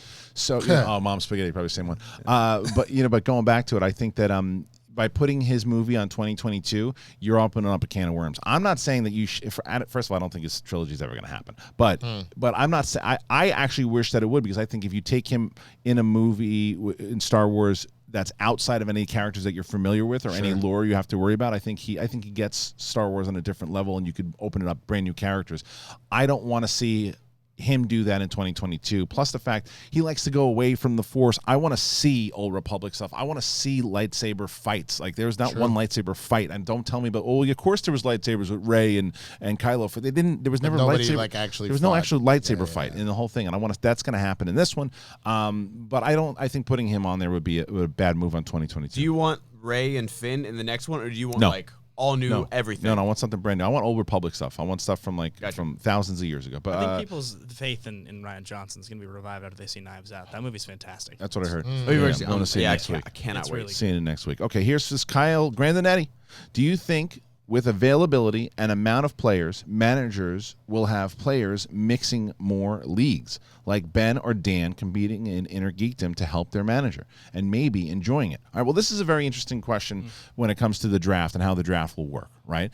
Because the draft, for those of you who don't know, for SchmoeDown, we're changing the whole entire thing next season, and there will be a point system. So even though Ben's record of, like, let's say Ben goes and plays Ben Goddard. Okay, Bateman plays Ben Goddard in the first match here, and it's that match in the singles match will probably be worth, we haven't decided, but let's say it's worth 1 point. All right, if Ben knocks out Ben Goddard, Bateman is the type of person who eats hot tuna with his cereal.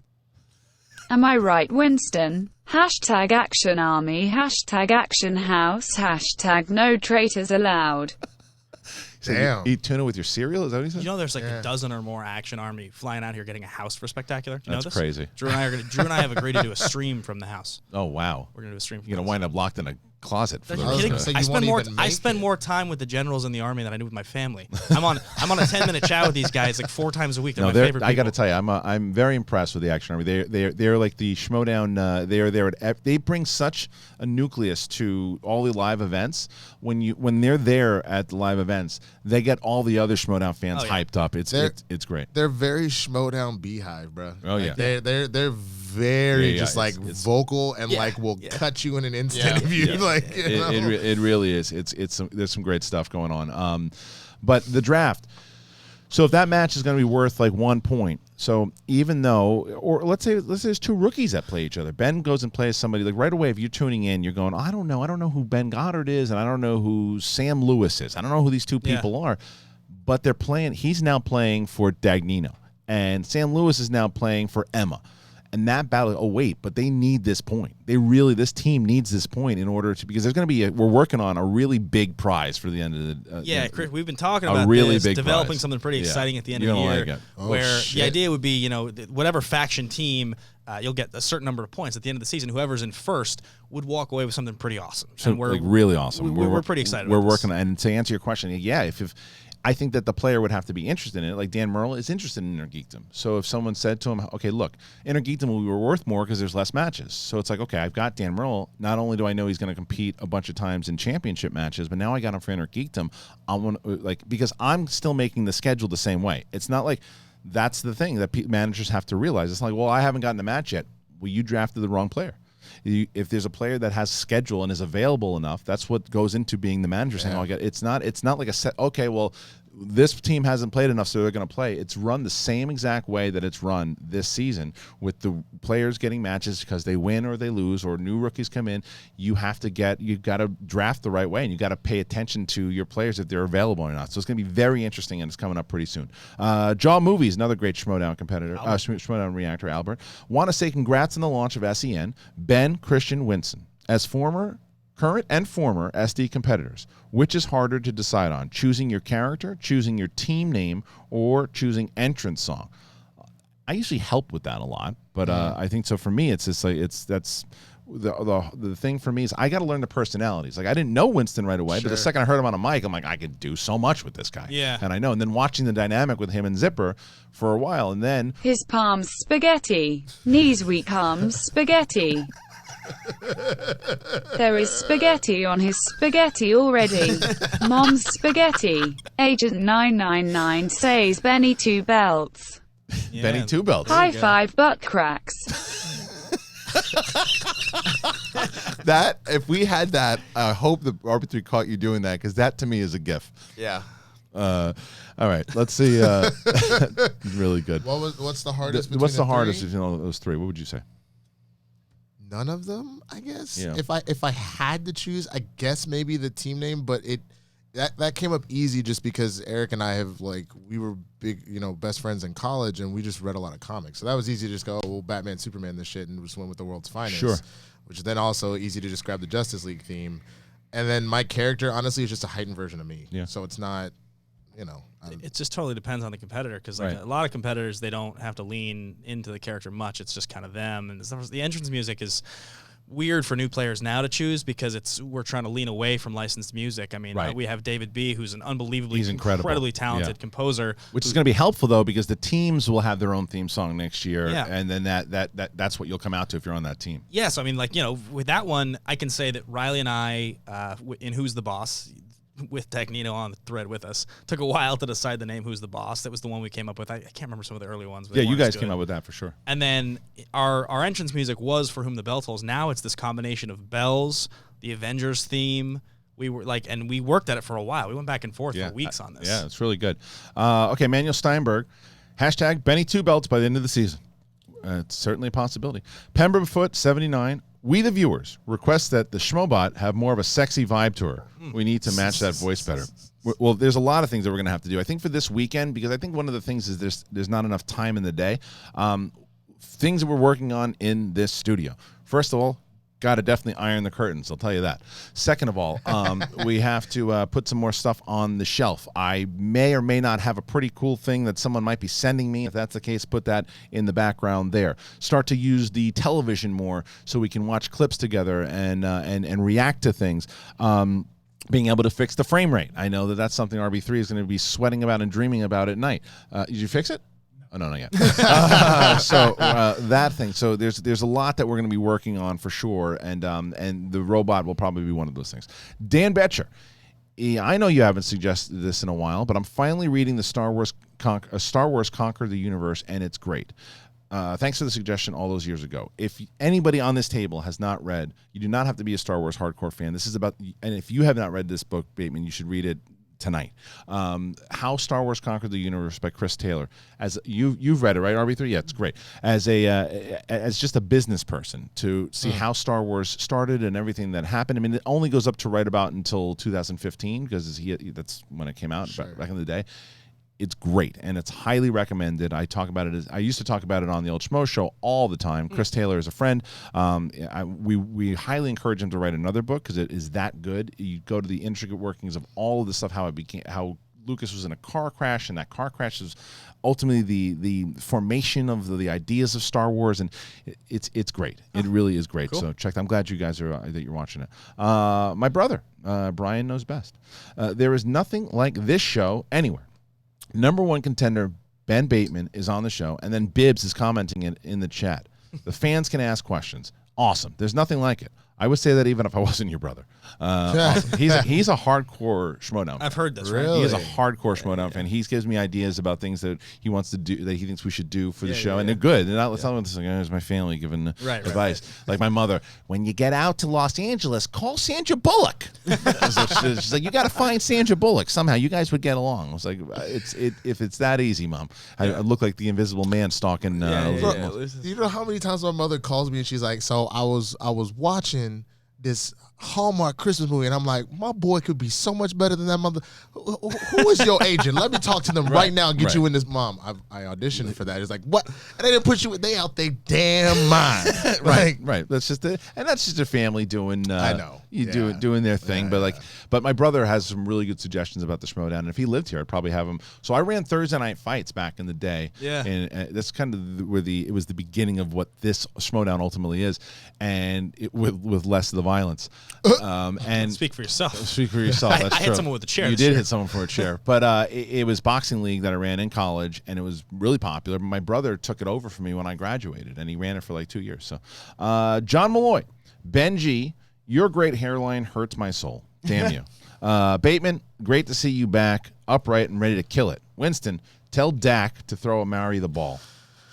Yeah, well, I mean, I'm glad he didn't last week because I would have lost fantasy. But are you a Cowboys fan? Yeah, me Dallas. too. Yeah, unfortunately, right? It's very hey, back and forth. we're one game at a time. You know, that's the problem. That's the problem. Yeah. Well, speaking of which, Frank Torres, yo, Winston. I guess I can say Ben Goddard also. How bad are your Cowboys losing to Kirk Cousins this week? Also, which team do you love to watch lose? I love Kirk Cousins. Yeah, Kirk Cousins. Yeah. I love watching the Cowboys lose. I love watching the Patriots lose. I love watching the Astros lose. I love watching the Red Sox lose, the Gators lose. Those are the ones that I like to watch the most. Lakers. Fine. Lakers. I love watching. Yeah. Love. And now, RB3 is now that on the show anymore. like I don't want any players to get injured or tear ACLs, but I'm so happy the Warriors suck. Hey, it's been such a brutal season, though. I mean, this was less. This is not a fun way to watch them suck. No, and I agree. Like, I don't want anybody injured or like out for the season or anything. Like, I wish Steph Curry was in there still. But you're trying. just glad they're not in the forefront anymore. Well, just like I grew up around like in Fresno, Central Valley, so it's all Bay Area fans there. Sure. And in the 90s, there was the 49ers versus the Cowboys, so they were annoying then. Raiders fans are always annoying. Right. And then when the Warriors suddenly got good overnight, they were just like, oh, yeah, look at us. We lucked into all of these draft picks and injury-prone David Lee and ankles Steph Curry, who we didn't have to give a max contract to, so we got to keep him.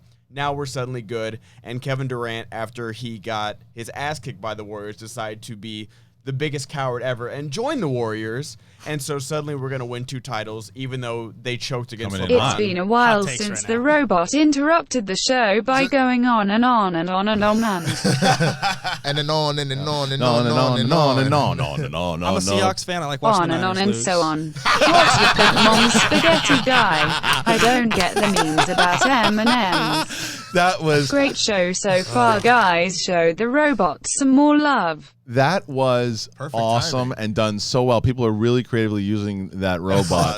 The SchmoeBot is coming in hot today, using it really well. Let's get to some more stuff. Another Action Army guy here with Paul Denuzio. The new Pauly D is the greatest. Well, you probably have some issues with this. The issue with the frame rate is you let Bateman near technology. Ben should concentrate on singles, since the family will destroy who's the boss. This is Paul. Yeah. Paul, Yeah. you're fired. Yeah, You're fired. I just Paul runs our Patreon. He's literally Oh, okay. he's like the most senior staff member that Action No, I Industries love has. Paul. Paul's great, and Hey. Paul asked me once to be on the Action show, but then never again. So, what are you gonna So do? how, real quick, Ben, how do you become, like, how do you move up in the ranks of the Well, Action let me Army? finish this real Okay, quick. yeah, So yeah, the yeah, issue with the frame rate is you let Bateman near technology. Ben, you should concentrate on singles, since the family will destroy who's the boss in the tournament. Hashtag Hannah, greatest horseman of all time. That's really funny. Hashtag Action Army House. So let's start with the family here, too, because you guys are in the same bracket. Yeah, they're on the other side. They're on the other side. They're not on the other side. They're on the same side as you guys. The family, really? The family on the same side as you guys.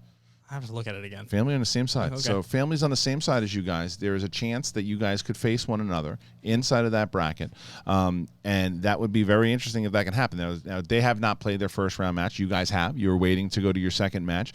Guy and McQueenie have not. They're playing the Wildberries in their first match, and they have not. Wildberries. Yeah, they have not lost yet. They're looking really good as a team. And they beat you so far. Even with Dagnino, they beat you. In the first match, look, they beat you. A win's a win. Yeah. I'll give you that. But a win is not a win when a win is a win on paper. A win is not always a win when the storyline suggests that my teammate is replaced by someone else, or Drew just gets his normal team and I am playing with Dagnino instead of Riley. Right. Like that's not a real match. So I mean, it goes against my team's record. It doesn't go against who's the boss's record. No, it does not. And it's another right now. You and Guy are split. You have him beat in singles. He's got you beat once in teams. So now we got to see if that happens again. But that's that one side of the bracket. So let's move on here to where's the next one here. I welcome that matchup. If anybody, all right, we'll see. Win a goldfish here. Stuckman hasn't given a movie an A+ in 2 years until the Korean masterpiece Parasite came out. Yeah. Thoughts on how foreign films are making a big stand on the Oscars? Roma last year, Parasite this year. I've heard so much about Parasite. Me too. PJ Campbell It's yesterday had written me an email. I'm waiting to see because I really want to see that movie. I'm probably going to watch it as soon as I get either a screening of it or. I mean, if you want to trek back to Burbank, like it's playing at 16. I think it's playing at the Landmark over is here it? too. Okay. I do want to see it. It's timing, but that's on my top of my list. I haven't heard one bad thing. You saw it already? No, Oh, okay. I was just gonna say this is my stupid white person thing where I get the screening invites. Yeah. And this one coming from the PR company that was doing it, I kept seeing the invites and the cast, interview the cast, and I was like, I don't really recognize any of the people in this movie. Yeah. I'll ignore it. And then of course I skip my screenings. Everybody's like, it's the best movie of all time. it's the best movie in 10 years. And I was like, yeah, I'm really dumb. I should have actually, you know. And you saw it already? I haven't seen it yet. Okay. I'm going with my girlfriend this weekend. But it was the same thing. My roommate was just going on and on about it. Just being an Asian American actor, he was just like, no, this is like the movie right now. And you saw it. It's amazing. Yeah, Robert loves it it's too. the director from The Host. Okay, and guys. Okja. Important question: ranch or blue cheese? Ranch. Blue cheese. Ketchup. That's not the question, you silly hair. I don't like it either. I gotta know what don't RB3 like says. either He might ranch blue cheese. Neither. Okay, that was ranch wings? Ranch wins. So, blue cheese with wings all day long. All no day way. long. Blue cheese makes me nauseous. Ranch is so I love good. blue cheese. So you were saying Parasite. Yeah, Parasite is amazing. Blue If you cheese. guys, I think Snowpiercer's still on Netflix. If you guys haven't Did seen he that. direct Snowpiercer? He directed Snowpiercer. Okay, wow. okay. And Okja is a Netflix original. I see. And Is this it Bong movie, Joon-ho? Is that his name? yeah. And it's heartbreaking. It's thrilling. It's terrifying. It makes you think about so many things about class. It's hard to get into because it's a very thought-provoking movie, Right. but it's definitely worth your time. Don't give me that crap about I don't like subtitles because No, everybody's talking about it. It's Yeah. like what The Raid did back in the day too. But it's what's interesting is like it sounds like already two of the top films talked about all year. What The Farewell and this, man, like you're getting a lot of foreign films that are coming in and like shaking shit up, which I think is a good thing. I've been very upset about the lack of. That was IP. another thing. Ava DuVernay talked about a Nigerian film that got disqualified because it was an English-spoken film, even though that's their nationally recognized language, and it got disqualified from. It was best foreign film from the Oscars, and that's kind of like a controversy right now. That's why. All right, so all right, let's move on here too, because I want to make sure we get out to the Streamlabs. So we're going to be for another 15 minutes. So whether you guys are still submitting the super chat questions or going to streamlabs.com/the we're heading over to stay on the super chat, and I'll bounce over to Streamlabs. Haskell 420. Ben, did you watch Salvation after the trailer rewatch? I didn't yet. Over on Popcorn Talk, we did a trailer reaction to the Salvation trailer for Terminator because that was such a good trailer and such a bad movie. Yeah. And I was like, this movie looks sweet. I know it's bad, but I want to watch it again. And I didn't yet. Yeah, I don't too many movies I got to watch. That's fine. Richard Channing, loving the new show. Do you think that we'll ever see prequel level lightsaber duels in Star Wars ever again? The Disney era has been lacking in this department. What story would be best for great lightsaber duels? I think this is I'm going to be a broken record here. I think that go back in time when the Jedi were running shit and the Sith armies were around, and you saw, and those were the armies. It was the Sith versus the Jedi, and there would be huge battles between all of them and huge lightsaber fights, and that's the way they did combat, like medieval times, like they're in the middle of the battlefield with lightsabers. It's like that. That's what I want to see. I heard you talking about New Hope Reimagined. I watched that after you talked about it on here. Oh yeah, it's so badass. The one with that cool. battle that they did with Obi-Wan, and it's great. I mean, Knights of the Old Republic is one of my favorite video games of all time, and it literally is exactly that. It's the Jedi are like, no, the Sith aren't around. The Sith aren't around. And it's like, oh fuck, there's a whole Sith Academy. Like this is like a thing that we got to worry about. So I would love that. Well, back in the Knights of the Republic game, they know that the Sith are around. Right. The Sith armies. Well, right. But as far as like, if I remember correctly, because you had Revan and Malik just kind of chilling there. They didn't know where Revan was, and they knew that the Sith Academy, so they didn't have any lead. Who was the leadership? They knew Malik. They knew Malik was still around, because Malik was running shop, and so. But yeah, they were running the Sith academies all over. That you'd go to Korriban. Now it's Morriban, but you went to Korriban and training, all that stuff. I want to see that. Exactly. That's what I want to see. Yeah. I will say real quick, even though it's not lightsaber on lightsaber specifically, the Disney era Star Wars, everyone loves that Darth Vader scene in Rogue One. Yeah. The Praetorian Guard scene is one of the best choreographed scenes I've ever like. That was amazing. And then I like the Rey versus Kylo forest fight on Force Awakens. It's all right. It's fun. I think more emotional. I think you're gonna get more hitting his wound, trying to get angry. I like that. You're gonna get more. You're gonna get more out of this one in 9. There'll be probably more. Is the best lightsaber battle in a Star Wars movie currently the Revenge of the Sith final fight? Is that the one that Return of kind the of Jedi? Or Empire for me. It depends. It depends on what. Like, so I can't remember who was saying it. Someone's talked about it recently on this show. We just talked about the emotion with. It was you and Ellis, and somebody asked about the best lightsaber duel. You guys were was like Ellis. emotion versus the choreography. Yeah. The emotion and I think and John was talking about it too the other day too. The way the music swells up in Return of the Jedi when they're battling each other. That like. If you want to go off of that, then yes, because there's so much. The stakes are so high, right? Overall, like technical, hard to say not the Darth Maul, Qui-Gon, and Obi-Wan fight. I mean, that's hard not to say as far as technical goes. And then probably Revenge of the Sith. Yeah, I love it. Really, see, I would go like I would agree with you, Phantom Menace with Maul.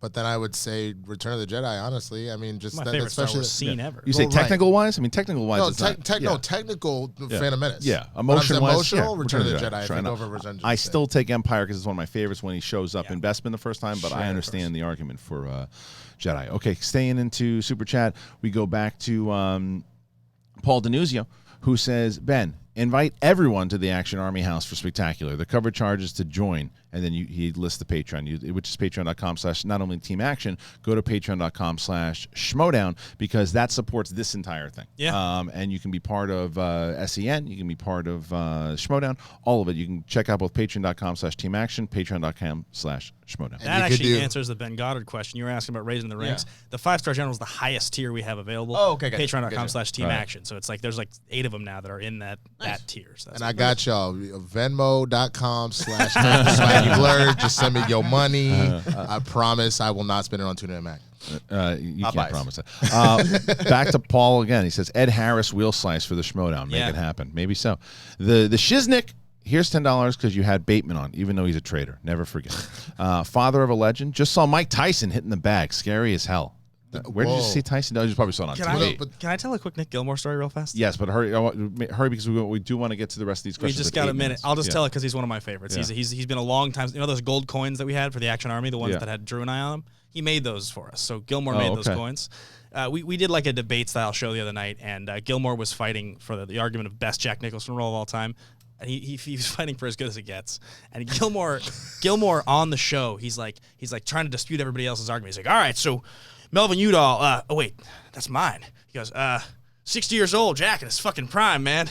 His fucking prime. He's like, I'm out. That's awesome. It's just great. Jumping over to streamlabs.com/ the Schmoedown. Chopping trees. I think I just saw the whole Invisible Man movie in the trailer. Yeah, that's my biggest issue with it. Kaylin Rose, 715. What is the message thing you could say to someone only using words that are kid-friendly? My favorite is, I hope you step on a Lego. P.S. Pookie says hi. What is the meanest thing you could say to someone using only words that are kids friendly? My favorite is, I hope you step on a Lego. Duty. It's just a New York thing, but duty.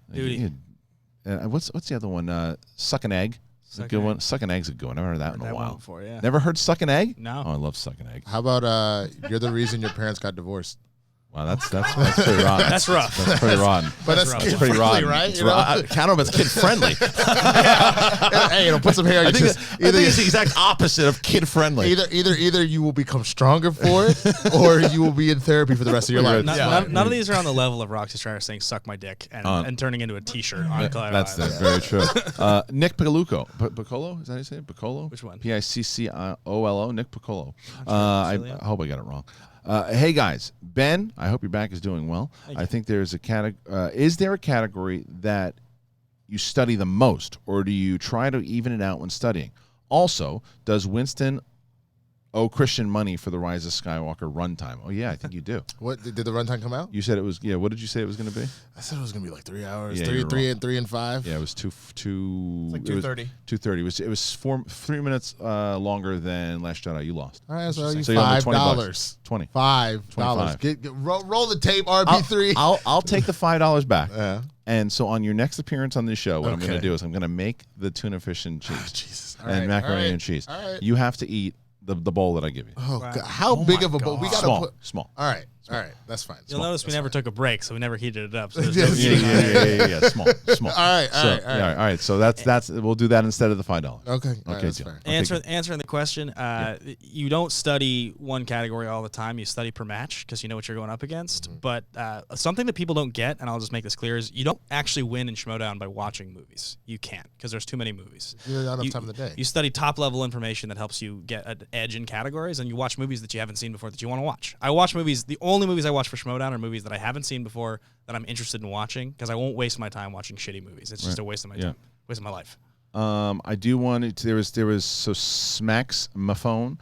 I guess he might have put this on the chat when the Super Robot wasn't working. Glad to find out Ben is into MTG. Started playing back in Kaladesh myself. I love the show. Looking forward to seeing Kristian getting back into wrestling.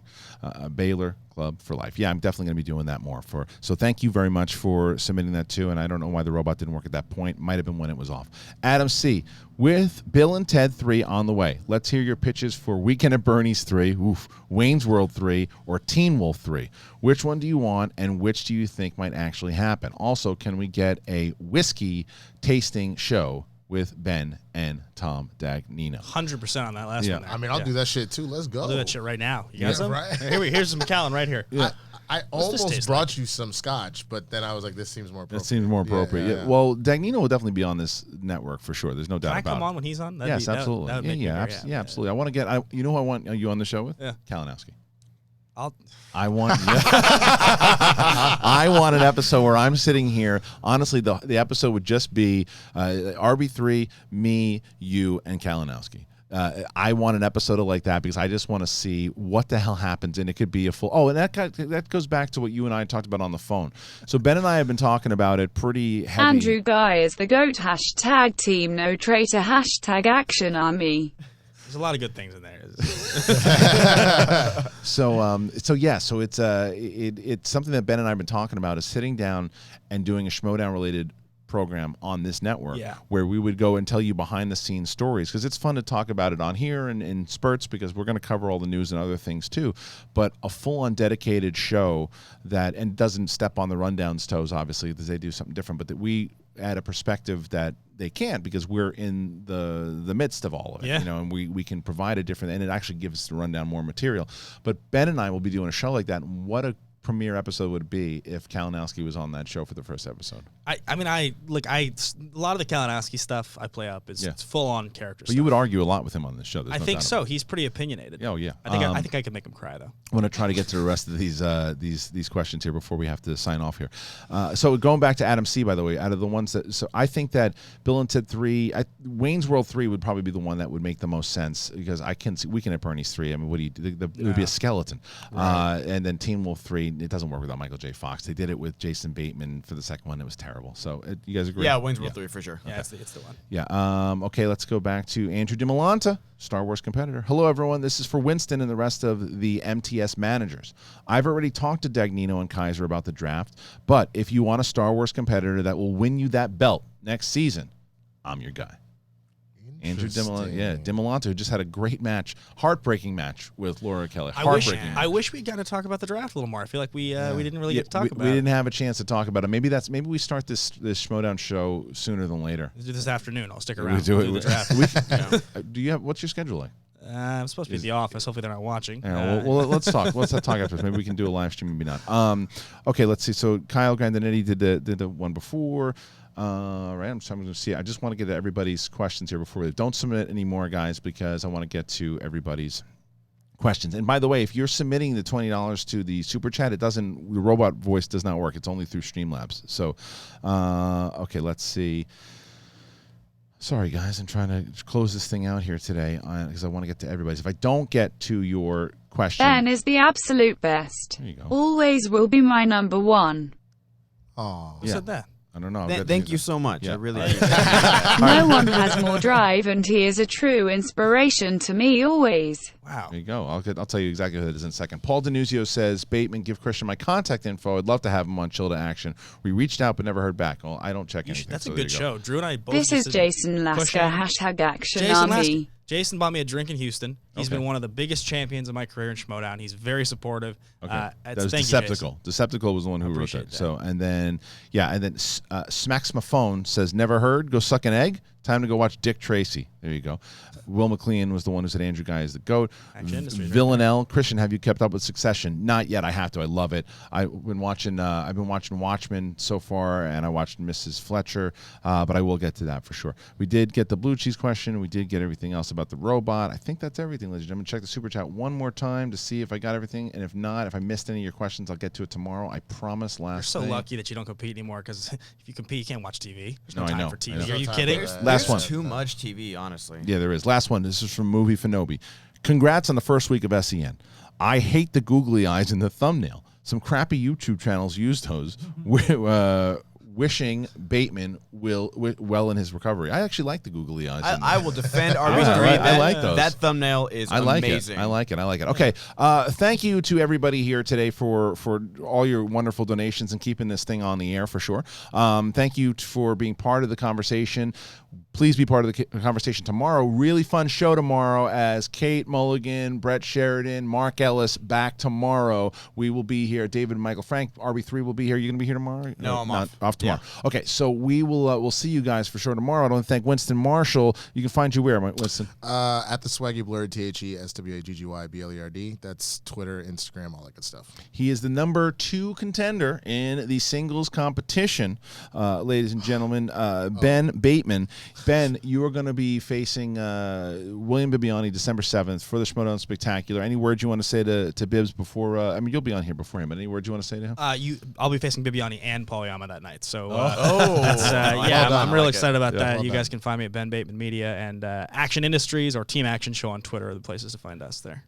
Ben Goddard, thank you for everything you've done so far. They can find you at the Ben Goddard. At the Ben Goddard and Ben Goddard Movies on Instagram and Twitter and all that good stuff. And good job today, Ben. That was fun having you, Winston. Thanks, I'm man. excited to try this mac and cheese. Yeah, that's right. It's not mac and cheese. Don't do that. Make sure. And Director RB3. It's you can find it in the little lower third right there. Thank you to everybody. I can't even tell you how exciting this has been for us. This is our 4th show that we've done this week. The support has been overwhelming. It's been fun. It's been fun talking to my friends. Here to you guys. Someone said this, and I know Ben told me last night when I was on the phone with him, and he said that Andrew Guy and he get a lot of compliments come to them that they remind them of what the Schmoes were when they were starting and how connected they are to the community. And that's something that we've always strived for. I know that that's something that Ben and Andrew always thrive for, and that's what we will continue to thrive for because this proves to me that this is working. You guys care about this thing, and we're going to keep putting out the material for you. Make sure you check out all those matches, by the way, because there's so many big matches. You've never seen one of Ben Bateman's matches. The first time you've ever heard him before. Go and watch his matches. See what we do here, too. Thank you to RB3 for running the ship. Thank you guys. We'll be back tomorrow. Do all the subscriptions and all that great stuff. Thank you so much. Peace out, Mother Us.